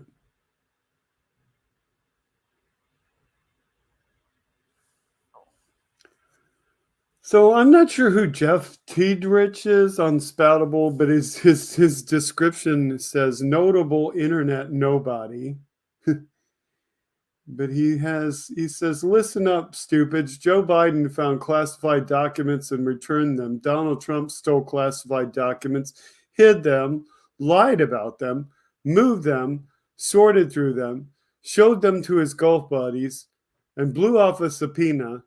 And that's why your guy is super fucked.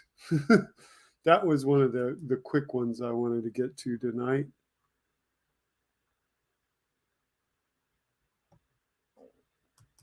This, I think, also is a quick one.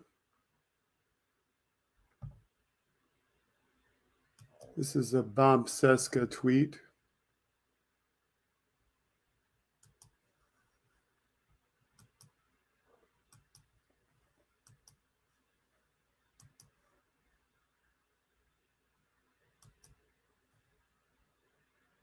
Yeah, that's probably been circulating, WW. It's a Bob Seska tweet. Bob Siska goes, they never ask or answer the second question, how the hell would the federal government collect taxes? So this is DeSantis's take on the IRS.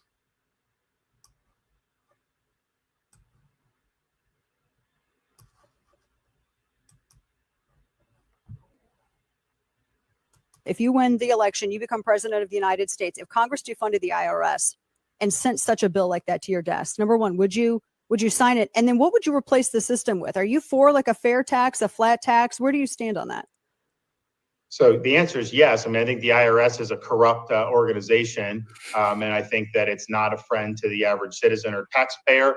And so we need something totally different. I've supported all of the single rate proposals. I think that they all would be a huge improvement over the current system, and I would be welcoming to take this tax system, chuck it out the window, and do something that's more favorable to the average folks. Yeah. But it's like Bob Siska says, how are you going to collect that stuff? How are you going to enforce it if you don't have an agency to enforce the law, the tax? How do you do that?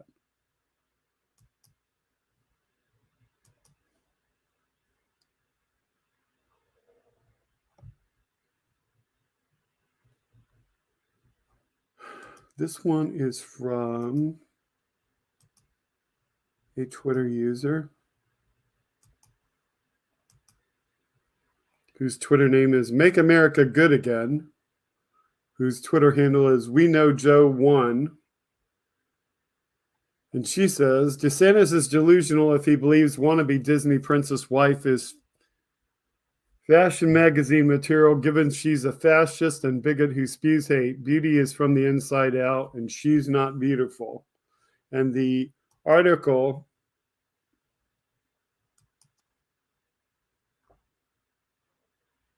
Ron DeSantis contends Casey DeSantis should be on fashion magazine covers. Jim says, get rid of all the tax breaks for fossil fuel companies. I'm sure he thinks that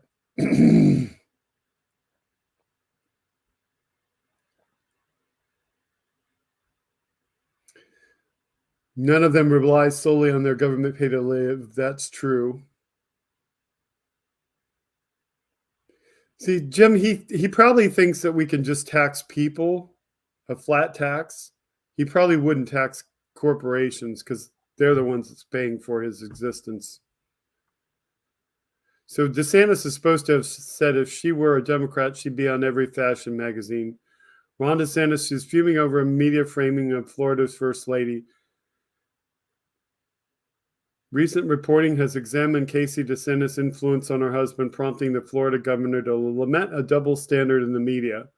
During a radio interview after he launched his presidential campaign, the governor said that if Ms. DeSantis were conservative, she'd be feted in the world of high fashion. He said, quote, if she were a Democrat, she'd be on every fashion magazine. They would be making her out to be the biggest deal, but because we're conservative, we know that's not what happens. In reality, it will be the opposite, where they will try to really attack, said DeSantis on the Mark Levin show. He went on to say Ms. DeSantis is being attacked because she is an incredibly effective first lady. Ha, ha, ha. She's somebody that people look up to, not just women, although many of the women in Florida have gone through breast cancer, look at her as a role model for how she handled it.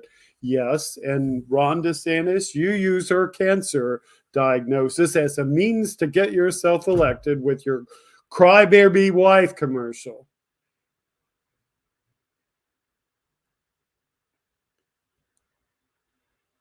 You used your wife and her cancer as a means of whatever. And her assertion that you were by her side and whatever. I want film. I want pictures. I want videotape. I want audio that proves you were actually by her side, because you were gallivanting all over the place with Donald John Trump. And how the heck could you be at your wife's side when she was having trouble with cancer? How the heck could you? He continues, she made improvements to the communities in Florida by helping underprivileged people. And she believes in the values of the country, and she can articulate that in a way that people will get excited about. Well, at least you do. I'm not so sure I get excited about it. The only excitement I get out of your wife is when she shows up on TV. I want to change the channel. The governor then lauded his wife as his best friend. Well, I hope she's your best friend, because if not, you married the wrong person. He goes on to say she's a great wife and mother. Yeah, she's pumped out 3 kids for you.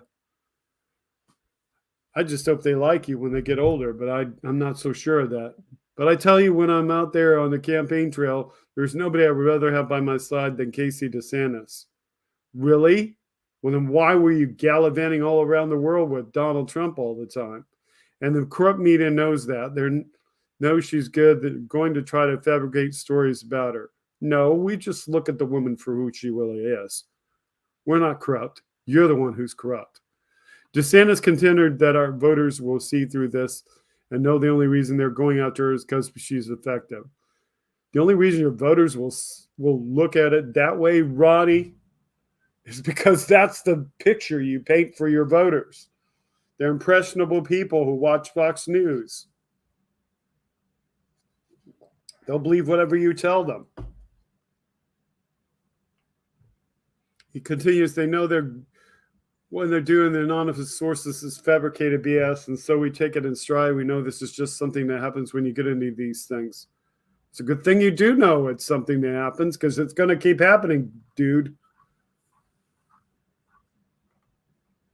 You go taking away people's books. You go taking away their livelihoods. You go taking away their freedom. You won't do a damn thing about guns proliferating all over the place. And the fact you tell people they can walk around with guns, you want them to have guns without permits.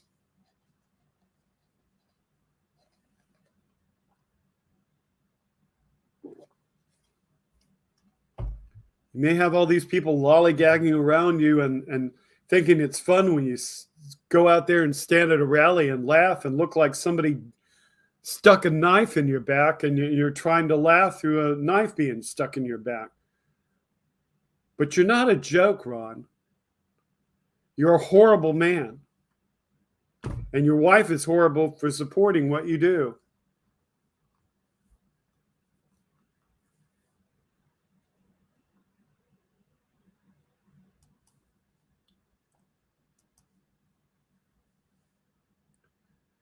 Yep, no background checks. His kid's looking happy in the photos with him. I would think so, because they probably don't like everybody, hanging around them. They can't go anywhere without, a bunch of people hanging around them. Got to have security around them. Got to cameras everywhere. So this one's from Mastodon.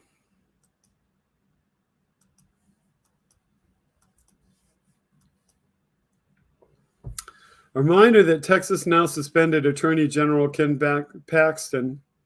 Almost said Baxton, sorry. Ken Paxton once accepted invitation to eat dinner at the home of a family with a transgender child, and then went on to deny transgender children's rights anyway.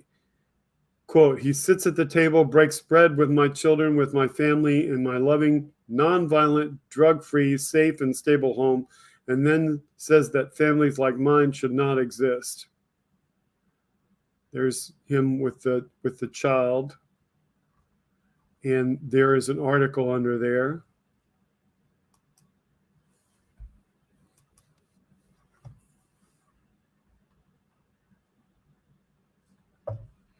Texas AG Ken Paxton once joined this family for dinner. They now feel under attack. It's from February of last year.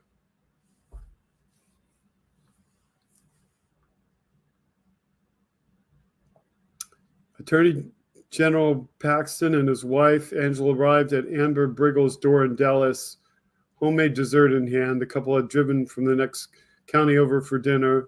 Briggle was nervous. It's hard to hate up close, she told herself, but earlier that year, a federal judge decided with the state's request under Paxton's leadership to block a federal mandate allowing transgender students like her son to use the bathroom that matched their gender.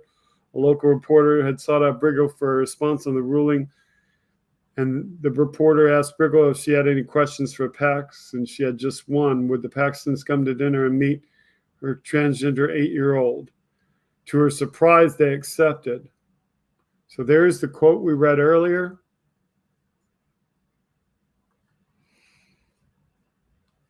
He literally went into a bathroom with my transgender son so they could wash their hands before dinner.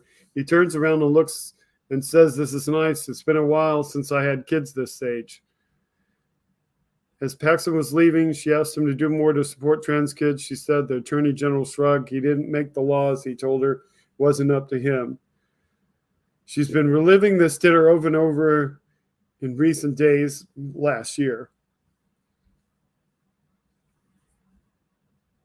And in last year, he was facing a re-election that issued a legal interpretation that labels certain types of gender-affirming care for trans kids child abuse. He was backed up by Governor Greg Abbott. It was unclear what these moves meant, and experts on trans issues say that no laws in Texas or other states have characterized such medical care as abuse. That was last year. While it seems unlikely that transgender children will be moved from their parents do worry the move sends a clear message that trans kids are unwelcome in Texas. So there they were with the family. So that's what he was doing last year. I'm not going to keep going into that, but it just goes to show you the duplicitous nature of these Republicans in jobs. And then we have a story about his impeachment. So, oops, wrong one. Hang on.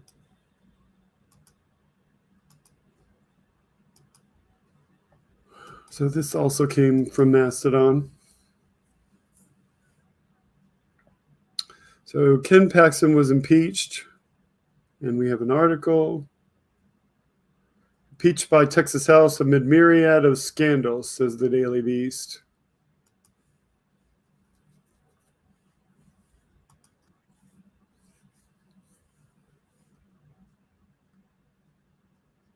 And of course, when I go to use it on the show, I can't use it on this show. That really gets me. I was able to read it before, and now I can't read it. But obviously, he's being impeached for his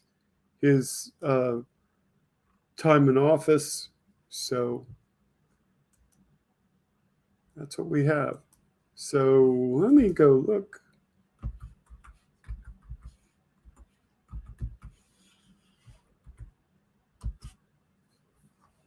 And usually I talk about Meet the Press, but all of Meet the Press today was about the Supreme Court, the nature of the Supreme Court, the fact that, in fact, that's a clip I could probably find. DeSantis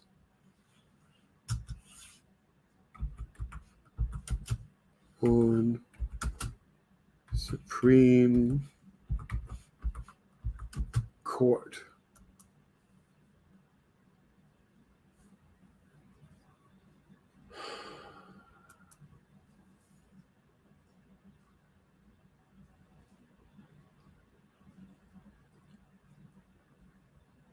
I don't know.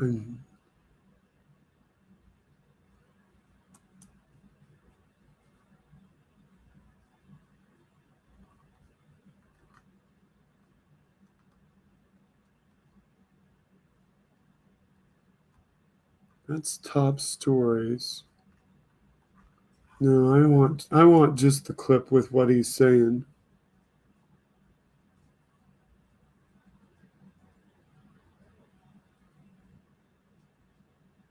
He probably says it in this thing, I would think.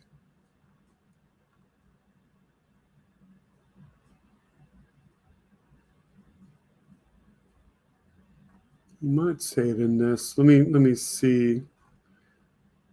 Rather not show the whole video.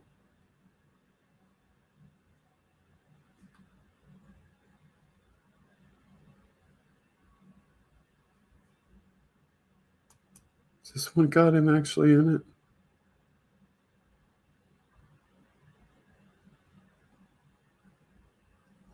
Okay, make that bigger.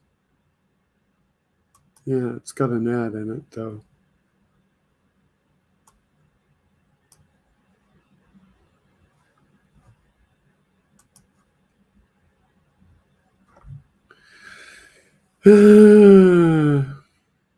It's taking forever to play.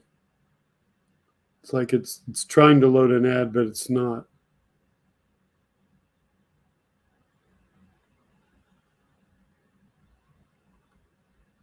There it goes.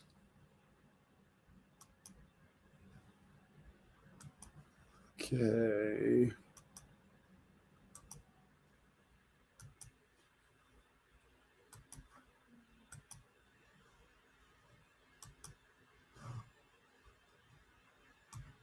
It's a Fox News video, so forgive that. Is in Council Bluffs, Iowa tonight to set the stage. Former President Donald Trump and Florida Governor Ron DeSantis both in Iowa this weekend. Voters watching both closely amid growing reports that DeSantis will soon enter the presidential race. I'm concerned with integrity in Washington, so all this talk about the debt ceiling concerns me. Trump announcing he will headline a rally on the same day that DeSantis was already set to be in town. It's just a glimpse into what might be in store for 2024 as DeSantis and Trump lead in the early polls. DeSantis is putting out a lot of mailers, even though he's not a candidate, and it's fun to watch that. In just the past 24 hours, 2 prominent Iowa state Republicans endorsing DeSantis for president. We have to take back our nation. And so when I look at the field of potential and So this is old because he is a candidate now. declared candidates, to me, Ron DeSantis, Governor DeSantis, comes out head and shoulders above the rest. Trump's rally in Iowa comes just days after a CNN town hall, a sign that he's looking past the primary field and seeking out general election voters. So let's just win it again and straighten out our country. After that appearance, President Biden tweeting out, "Do you want 4 more years of that?" And while Trump may be the candidate Biden wants to run against, recent polls hint that he should be careful of what he asks for. According to an ABC Washington Post poll, Trump leads Biden by 6% among registered voters. And voters we spoke to now weighing their options.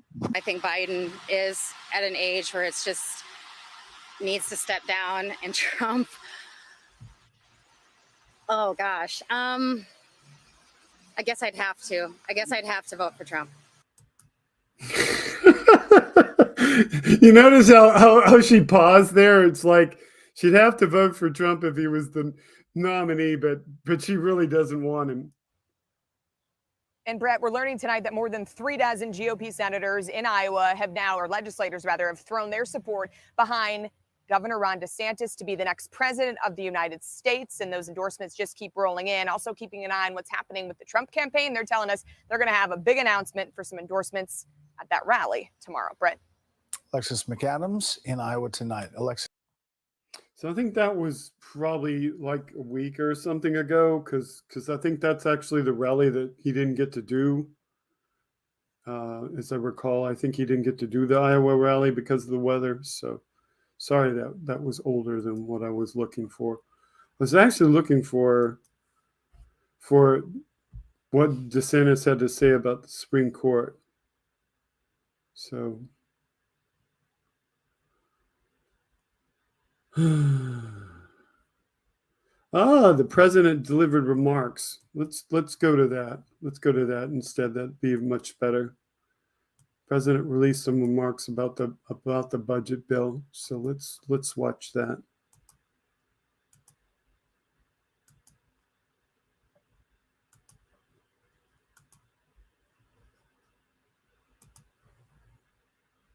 Sorry to keep you waiting, but we've got good news. We've got just spoke with Speaker McCarthy, and we've reached a bipartisan budget agreement that we're ready to move to the full Congress. And I think it's a really important step forward, and it takes the threat of catastrophic default off the table, protects our hard-earned and historic economic recovery. And the agreement also represents a compromise, which means no one got everything they want. But that's the responsibility of governing. And this is a deal is good news for, I believe, you'll see, for the American people. The agreement prevents the worst possible crisis, a default for the first time in our nation's history. An economic recession, retirement accounts devastated, millions of jobs lost. It also protects key priorities and accomplishments and values that congressional Democrats and I have fought long and hard for. Investing in America's agenda that's creating good jobs in communities throughout the country. It protects Social Security, Medicare, and veterans, and so much more. The Speaker and I made clear from the start that the only way forward was a bipartisan agreement. That agreement now goes to the United States House and to the Senate. I strongly urge both chambers to pass that agreement.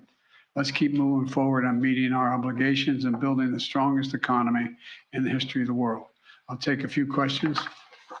President, you said at the beginning that the debt ceiling was not negotiable. Isn't that what you've just done here? And isn't that what You guys, look, we're not negotiating the debt ceiling. Here's the deal. They passed the debt ceiling, and they said they'd only do it on condition that it have all these cuts in it. I said, I'm not going to do that. You pass the debt ceiling, period. I'll negotiate with you on the cuts, what you say, what's going to happen, what the budget's going to look like. That's what we are negotiating in order to get to them deciding that they're going to go along with a new debt ceiling, meaning that it's not attached. It's something totally different attached than was attached before. So if you want to try to make it look like I made some compromise in the debt ceiling, I didn't. I made a compromise on the budget. That's what they wanted, is you to make a compromise on the budget, and that's what you've done, even though you haven't gone as far as they wanted. Isn't that right? Sure, yeah. Well, can you think of an alternative? Mr. President, what do you say to members of your own party who say you've made too many concessions in this deal? They'll find I didn't. Mr. President, on your allies and adversaries to America, would you be willing to say about what you think this process said to those adversaries and allies? You have a deal now, but what does the process say? What does the struggle say? Well, it says we've been through this more than once, and it's just the nature of the way we handle the deficit and handle whether we're going to each year going to pay our debts. And it's happened more than once. Will probably happen again, but it's not going to happen at least for another 2 years here. And I don't think beyond beyond that it won't either. Mr. President, do you think it's time for the U.S. to get rid of the debt limit? That this is, for the reasons you just laid out? No, I think it would cause more controversy getting rid of the debt limit, although I am exploring the idea that we would, at a later date, a year or two from now, decide whether or not the 14th Amendment, how that actually would impact on whether or not you need to do the debt limit every year. But that's another day. Thank you. Mr. President, do you believe Speaker McCarthy has the vote, and did he negotiate in good faith? I think he negotiated with me in good faith. He kept his word. He said what he would do. He did what he said he'd do. And I have no idea whether he had the votes. I expect he does. But I don't think he would have made the agreement. Mr. President, do you have a comment on the elections in Turkey? Have you spoken with President Erdogan? I have not spoken with him yet. Do you have a comment? Some of your Democratic colleagues are saying that this policy will lead some people to go hungry. What is your response to that? It's ridiculous assertion. Do you wish you started these negotiations sooner? No, it would have made a difference. Mr. President, is financial aid for Ukraine secured in your new budget? Okay, so he did take some questions. Some questions he didn't take. So I guess there's some things that he's waiting to discuss.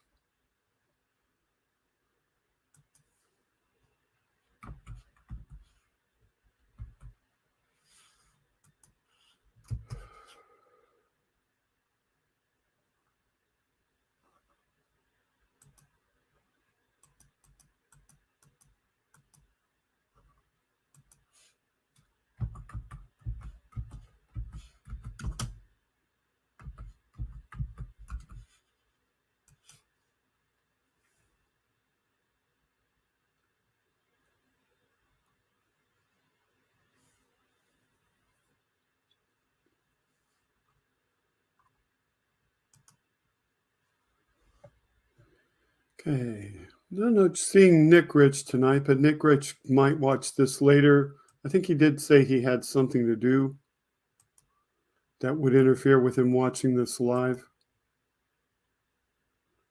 I know Nick Rich is my fellow rocket enthusiast, so put this up for Nick Rich and possibly for Jolie if she's still watching. But these are the launches that we are expected to see. Why is that? Okay, that's only on my screen. Thankfully, it's not on yours. So these are the SpaceX launches that we're expected to see. Today is the 28th. So on Tuesday, we're expecting in Vandenberg, California, a 10:27 p.m. Pacific time launch, a 5:27 UTC, which will push it in UTC to the next day, May 31st, 5:27 AM GMT. And since it's 10:27 Pacific, it's 1:27 AM Eastern time on the 31st, if you are watching from Eastern time. I don't believe that is actually confirmed, but whatever. These other dates are kind of confirmed. The Thursday, June 1st, 7:04 AM Eastern time, 11:04 UTC. Or if you're an early riser in California and you tune in, it's 4:04 AM. Starlink 6.4. Starlink missions always have, well, generally always have a larger launch window because they're Starlink. They can put them sort of in different places in the constellation, so that allows them to have a larger amount of time to launch in, unless they ruled out something, unless they have a technical issue or unless weather says, well, they can only use a certain portion of the launch window, or unless there is some other launch that's more important. Now, that launch that's on June 3rd at 12:34 in the afternoon Eastern time, 16:34 UTC or 4:34 p.m. GMT or 9:34 a.m. for those of you watching from Pacific time. That's a crew resupply mission to the International Space Station. So that is pretty much a good fixed date unless something happens with technicals or weather that prevents that from happening, because you want the crew to get them supplies. You've got a lot of people that have been up there in the space station. You got to get new supplies to them, and you got to get that up there, that capsule up there, and recover things and bring them back. So that's going on. But I use Reagan Beck's tweets because she freely tweets, and I don't have to worry about like using graphics that are copyrighted by somebody else. Those are the SpaceX launches. As far as I know, those are the launches this week, although I can look at something else to make sure, but I haven't seen anything unless something new has slipped in. There are always launches from other places like China, but we don't really concern ourselves very much with China.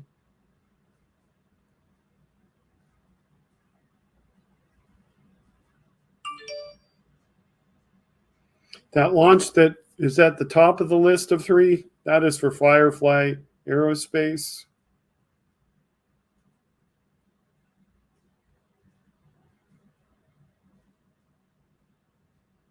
Or is it? Or is that is that totally different? And there might even be another launch. There might be a Firefly Aerospace.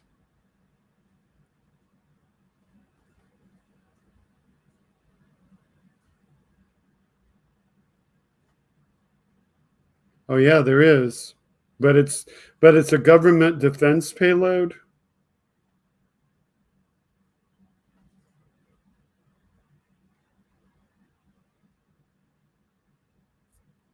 It's going from Launch Complex 2W at Vandenberg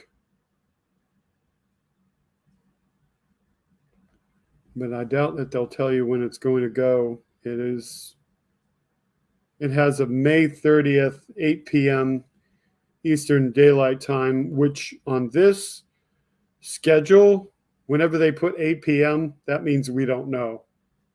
It's a placeholder. So there might be a rocket launch that precedes the Falcon 9 at Vandenberg. But the other launches that are involved with the United States, whatever, those 3 other launches are the other ones that are close in dates. I kind of forgot why I was going to show this. I guess I just am excited about it because as a kid, this is one of the toys that I had. And I think also, maybe I do kind of remember why. But I thought that this show would be similar to a show that I used to watch that was on MTV networks, where they would modify cars. And maybe you'll find this interesting. I know that Benny Loco's not very much on TV that just,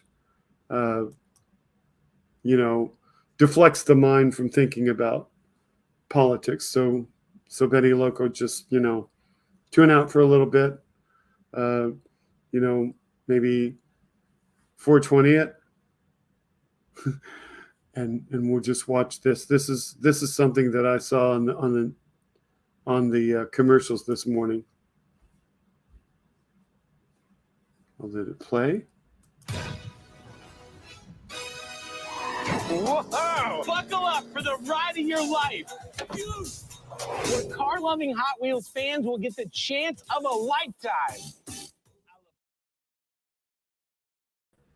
I'm going to turn the sound off because they were playing a song, but basically this is a chance for people that loved cars and loved Hot Wheels to take a car that they have in real life and modify it to look like a Hot Wheels car. And so this is the latest diversion, and these guys like come and customize a car to look like a Hot Wheels car. So that's what they're going to do on this crazy show. And I'm like, this is like that show that used to be on MTV networks called Pimp Your Ride or something to that effect.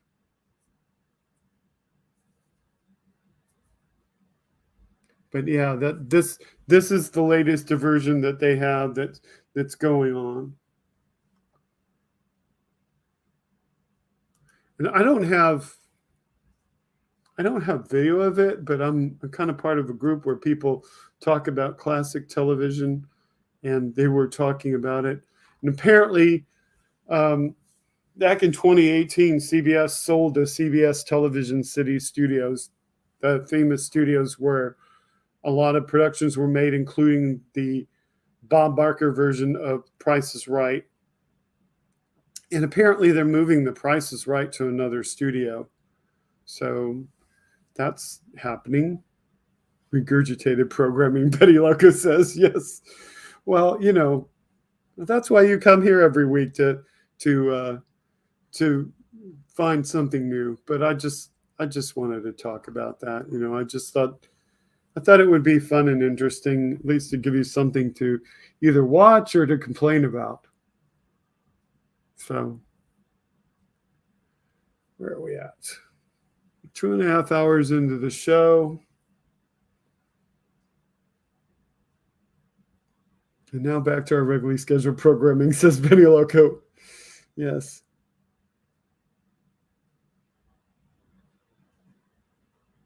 How many of the same movie do we really need? It depends on whether you like the movie or not.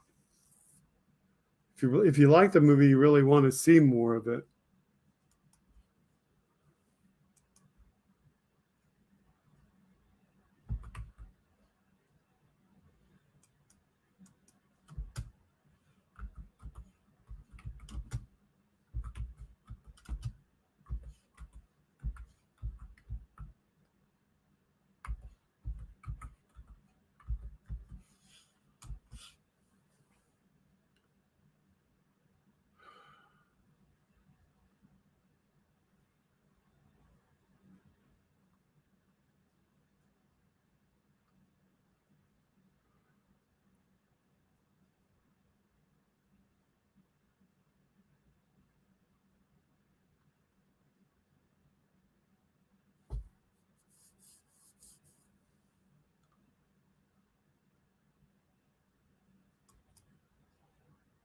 I'm still looking for this video to see if he says.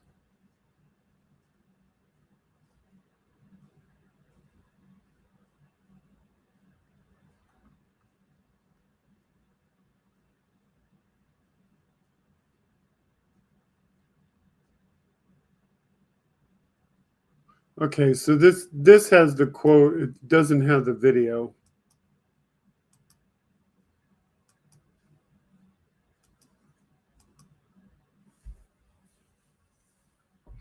So here's what DeSantis had to say about the Supreme Court. He said this 5 days ago.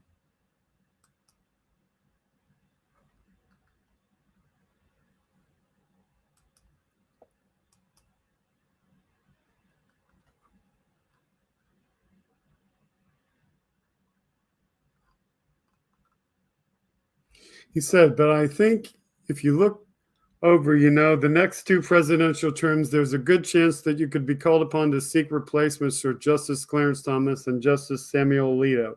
And the issue with that is you can't really do better than those 2. They're the gold standard for jurisprudence in his eyes.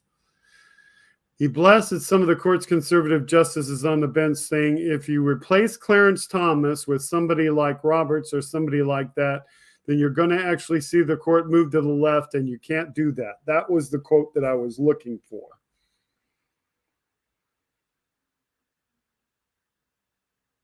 He noted that John Roberts and Sonia Sotomayor may need to be replaced over the next years.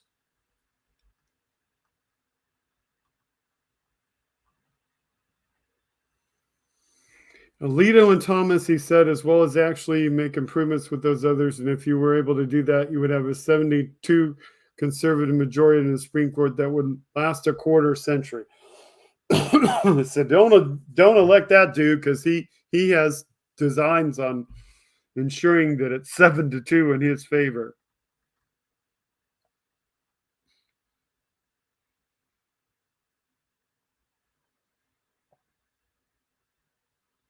And he talked about his signing of the 6-week abortion ban law in Florida. He said, let me be very clear on this. When we are acting to protect an unborn child that has a detectable heartbeat, that is humane, that's not harsh. It's the right thing to do, he said at the conference, which was met with applause. When does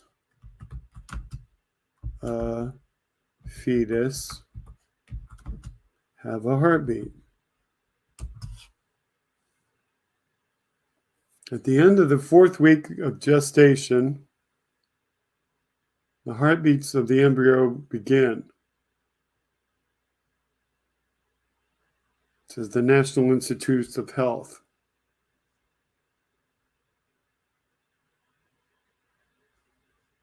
Yeah, it has a heartbeat, but it doesn't have a brain. It doesn't have consciousness.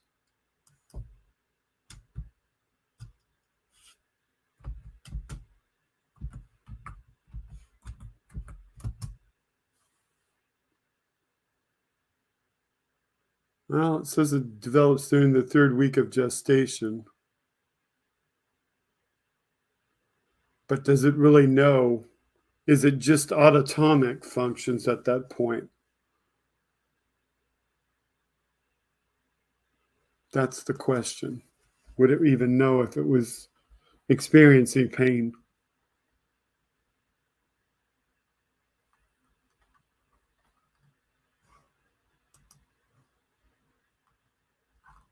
So that was a quote that I wanted you to see, because that's what he said, and that's the one that they played on Meet the Press. And I'm not going to show Meet the Press.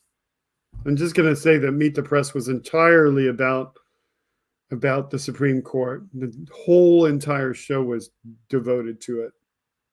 So it's like they were talking about the Clarence Thomas issues, the fact that his wife and he discussed Jan 6, and talking about the fact that he got that money from that man to support his home, his residence, And, how can he do that?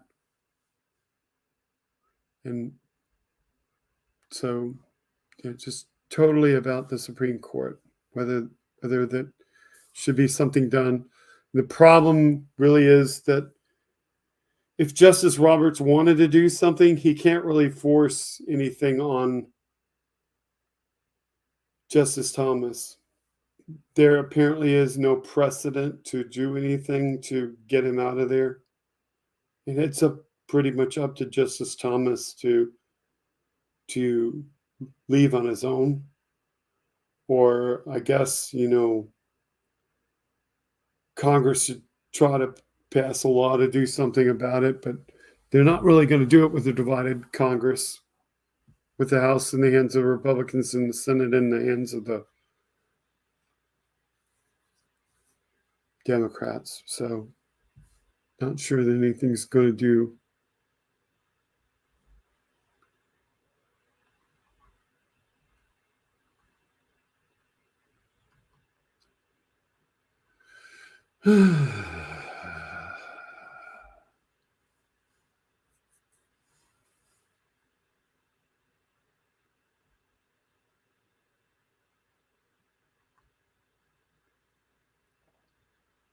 So we talked about the Hot Wheels. We talked about the debt ceiling. We had Wanda Sykes talk about the fact that the GOP is focused on the wrong things, worrying about social issues and stuff when children are dying. We talked about the man that bought the MAGA bucks now telling others not to buy these Trump dollars because they're not worth anything, because he thought they were worth something. And basically these PACs, or whatever you want to call them, are getting rich off the MAGA.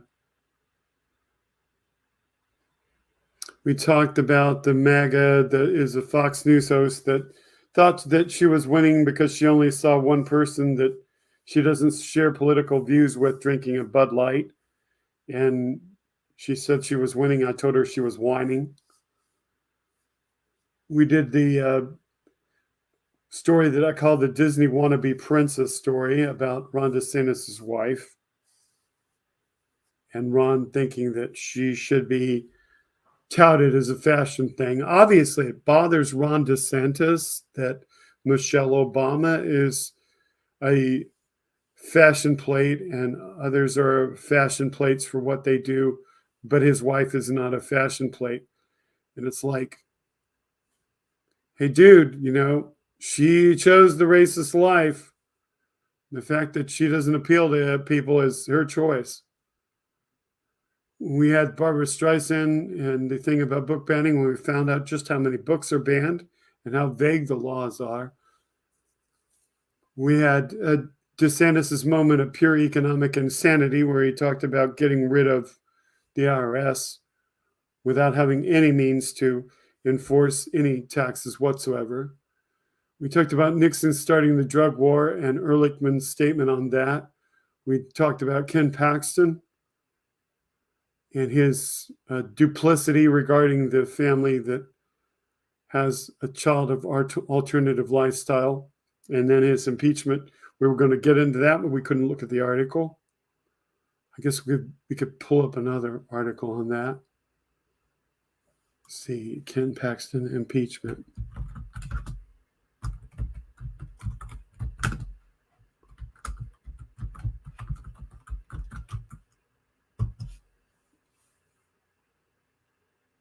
Okay, and probably can look at that. Okay, there we go. So we have an article for that.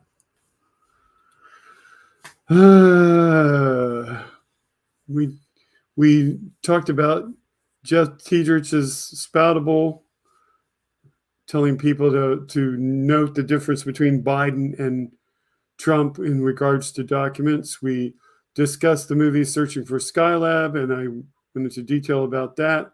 We discussed the first Chinese domestic manufactured commercial passenger aircraft and the fact that it took them 16 years to develop it. We showed the Searching for Skylab trailer. We talked about the fact that Gladys Knight is celebrating her 79th birthday. Happy birthday, Gladys Knight. We show the difference between Biden and Trump when a child is making noise at their speeches. We talked about the fact that tomorrow is Memorial Day and why it's important. We talked about Tina Turner's death. What we didn't talk about, which was on that same list, was the fact that hurricane season starts on June 1st. So those of you who are not in Florida or hurricane places, please think about those of us who are, because hurricane season's about to start again. And if anybody from Florida is watching, or if you tell your friends, we are in the midst of the tax-free period for hurricane supplies, so go out and buy those supplies and save yourself some money. We looked at the Vice President Harris commencement speech at West Point. We had the moment early on, the little moment of airbrush madness, where the woman put her love of Trump on her body.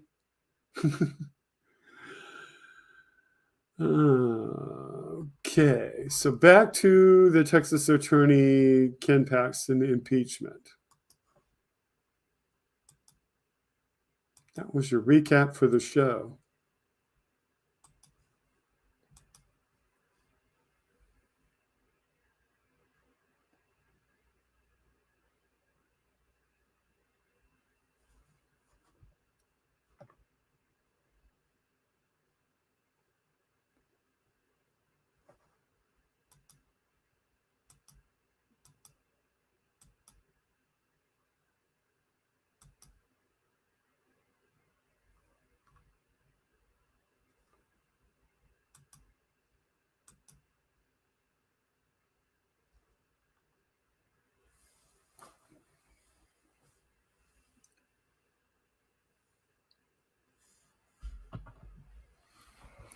Benny Loco and Andrea want to ban the Viagra, but perhaps we should just put a stipulation on it that says that you can't have Viagra unless you are a person who is in a relationship whose spouse cannot get pregnant.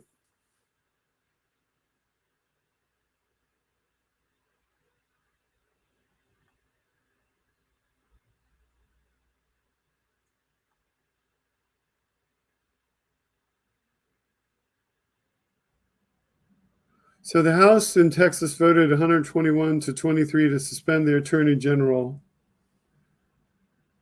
and refer him to the Senate for trial on charges of bribery, abuse of office, and obstruction. It is the first such impeachment since 1975.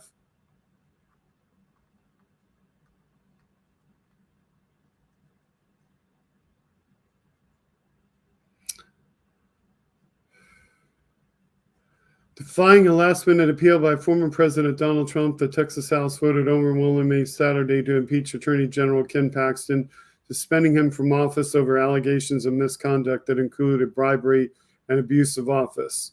The vote to adopt the 20 articles of impeachment was 121 to 23.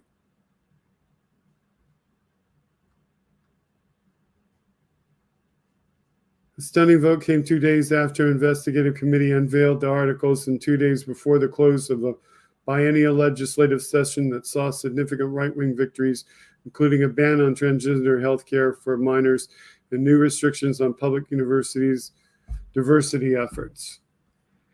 The vote revealed substantial divisions within the Republican Party of Texas, the largest, richest, and most powerful state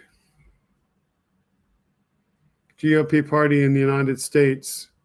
Although the party has won every statewide election for a quarter century and has controlled both houses of the legislature since 2003, it has deep underlying fissures, many of them exacerbated by Trump's rise in influence. Few attorneys general have been as prominent as Paxton, who made a career of suing the Obama and Biden administrations. One of Trump's closest allies in Texas, along with Lieutenant Governor Dan Patrick, Paxton successfully sued to challenge the 2020 presidential elections in 4 states.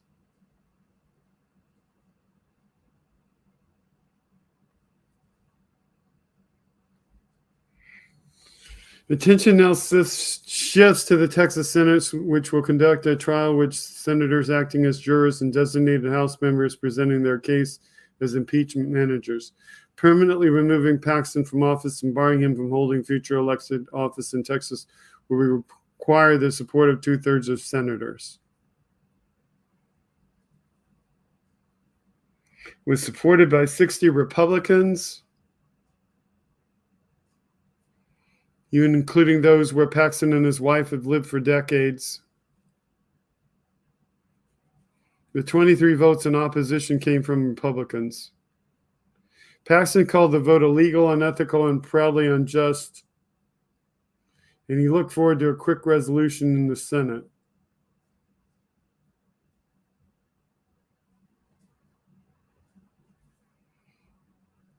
Move to impeach came less than a week after House General Investigating Committee revealed that it was investigating Paxton for what members described as a year-long pattern of misconduct and questionable actions that include bribery, dereliction of duty, and obstruction of justice.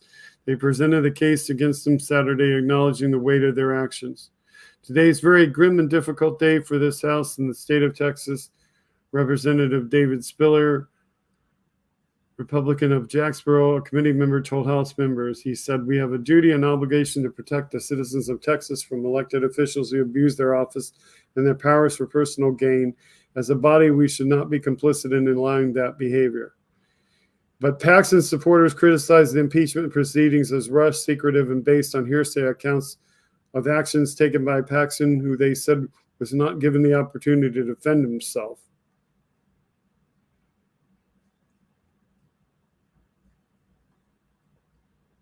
Saturday's vote temporarily removes a controversial but influential Republican figure in Texas and nationally. He's led office that initiated lawsuits that overturned or blocked major Biden and Obama administration policies, particularly immigration, sought to reverse Trump's electoral defeat in 2020, aggressively pursued voter fraud claims, and targeted hospitals that provided gender care to minors. The legislature has impeached state officials just twice since 1876. Never an attorney general, and the House committee members have proposed impeachment argue Saturday that Paxton's misconduct in office was so egregious that it warranted a removal. Representative Ann Johnson, Democrat from Houston, said this gentleman is no longer fit for service or office. Either this is going to be the beginning or the end of his criminal reign, or God help us with the harms that will come to all Texans if he's allowed to stay at the top cop on the take. If millions of Texans can't trust us to do the right thing here right now.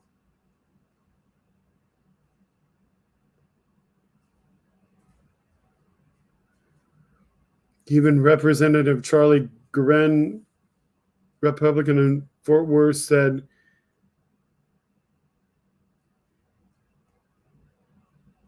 he criticized Paxton for calling representatives as they worked on the House floor to, quote, personally threaten them with political consequences in the next election if they supported impeachment. But others called it wrong, saying that you shouldn't tarnish the session, said Tony Tinderholt.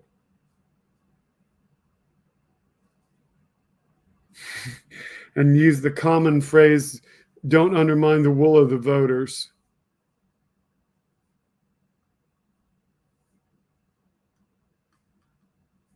So it just goes on, you know, they can break the law, whatever.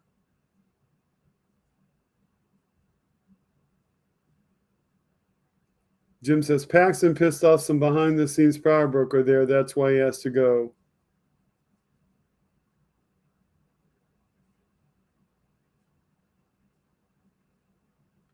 Hi, Jackie. Good evening. So anyway, you know, they're looking into getting rid of Paxton for what he's doing. Okay. We were almost at that 3-hour mark.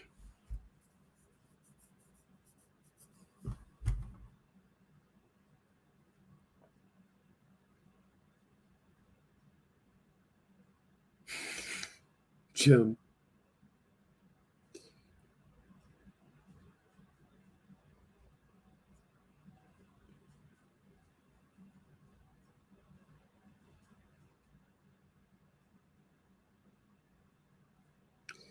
So we're almost at the 3-hour mark, and the sleepiness is starting to enter in my eyes. So, any final thoughts before we close out the show?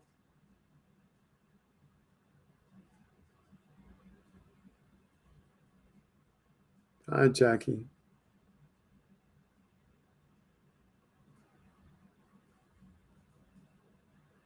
And how do we get more people to tune in, folks? How do we get more people to tune in? Is it just the Sunday night that keeps them from tuning in? I know Nick Rich said he had things to do tonight. But where do the others go? You know.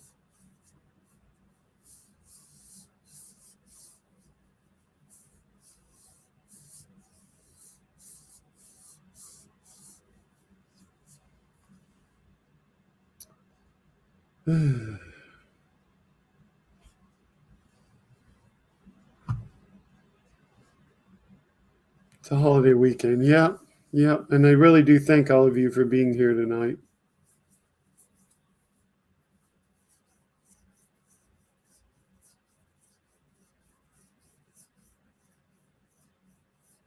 Yeah, it is. It's a holiday weekend. It happens.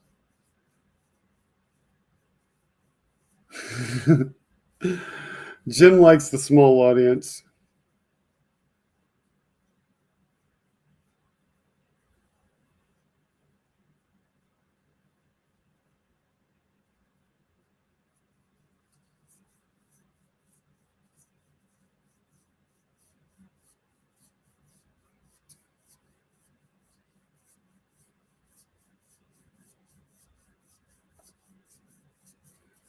I don't have you blocked, WW. I can see you. I don't think maybe you can't see yourself because you haven't, turned on all comments, whatever they call it, because it varies depending on how you're watching. But I don't have you blocked, because if I had you blocked, I couldn't do that.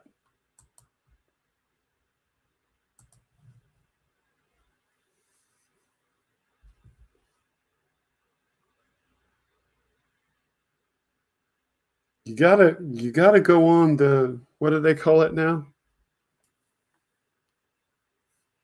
I mean, and it's named different things, whether it's on the app or whether it's on the browser.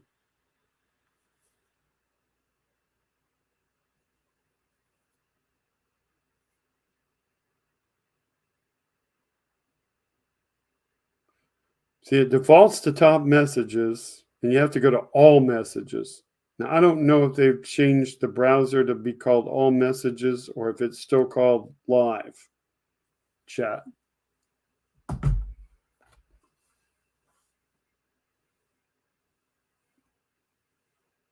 So it might still be called live chat on browsers, or it might be called live chat on iPhones and tablets and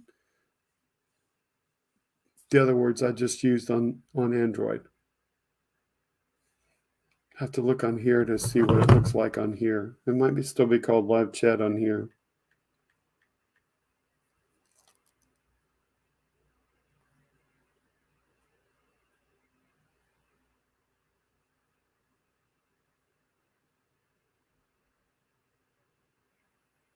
Yeah, it's still called live chat on iOS.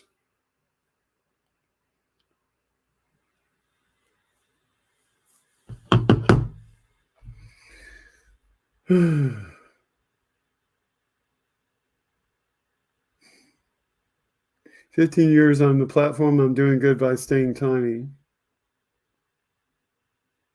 Okay, well, you're in live chat.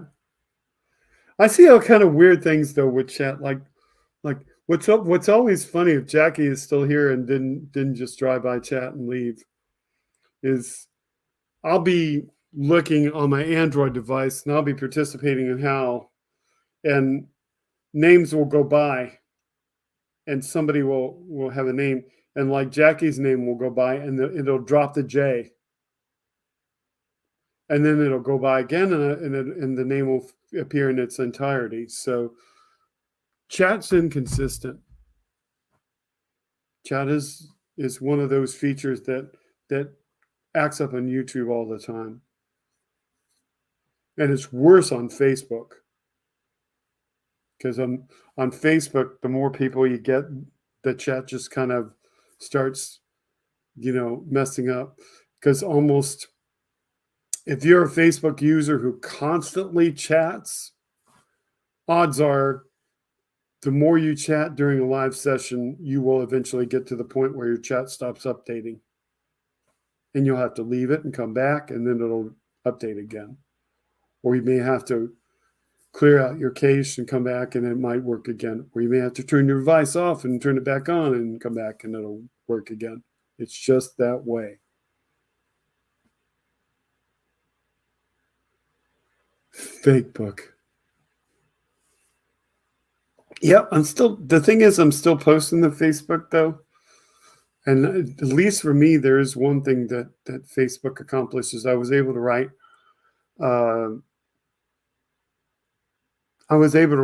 some bot configurations that I could use Facebook to help me post somewhere else that would not work otherwise.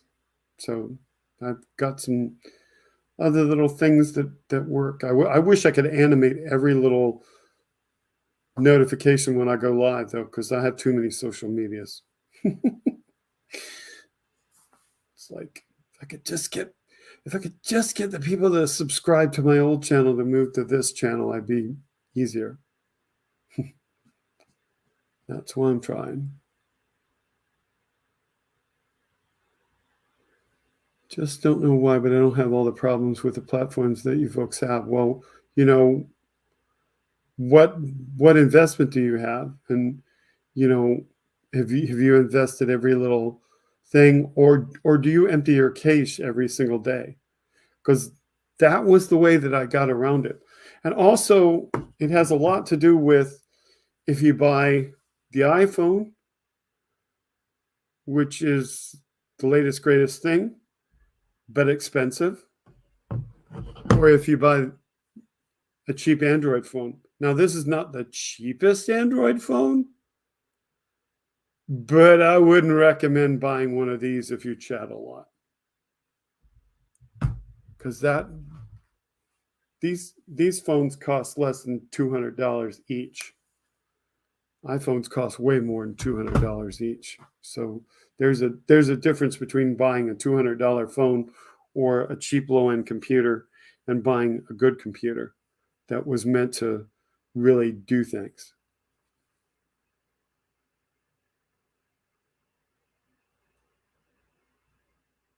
There's also a difference between living in Florida with its constant power transients and heat and humidity destroying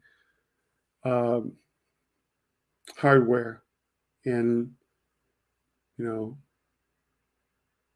that's the thing. Was that today? 25 years since we lost Phil Hartman?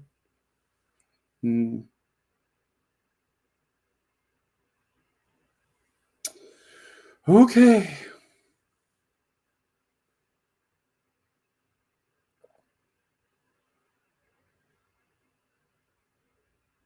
The funniest thing is being a broadcaster and having two screens is that this screen says I've been at it for more than 3 hours, and that one is about just to click the 3 hours. And this screen says the time is 10:05, and that one says it's 10:02. That's so funny. It's just, there's something funky about that clock. I'll have to see if it's set right to surf the internet to find the thing.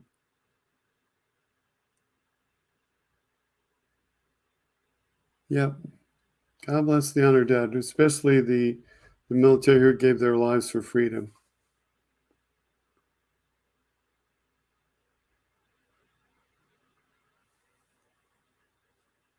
Yeah, that's the thing, Jim. You probably don't use your PC for anything other than what you're using it for. I did find that I had to go into my browser and remove some stuff that was causing trouble.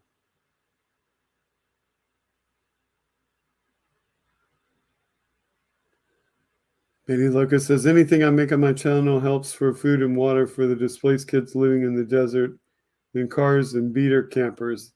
They're kids, for fuck's sake. Yes. Love you, Benny Lucco. Thank you for doing that for the children.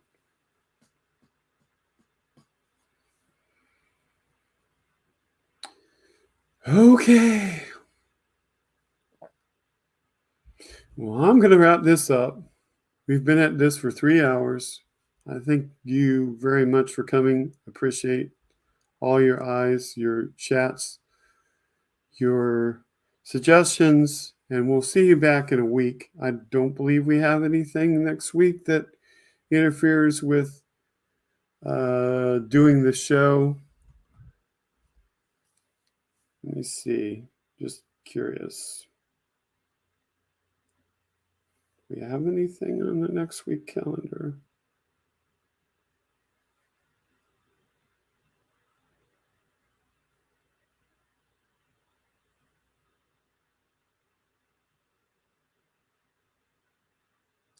So today is the 28th, 17th, 15. The one thing that might affect next week's show is I may have to technically restart. It depends on whether I'll probably do the family Zoom meeting on my phone so I don't have to worry about it affecting the computer. So I should be able to start at 7, unless that thing starts late. But that's the one thing. So again, thank you all for being here. Okay, and we will see you all next week. Wonderful mods. Love you. I'll talk to you folks soon. Thanks for watching Freedom Speech and You. And if anybody asks, where's my show? Please tell them how to find it.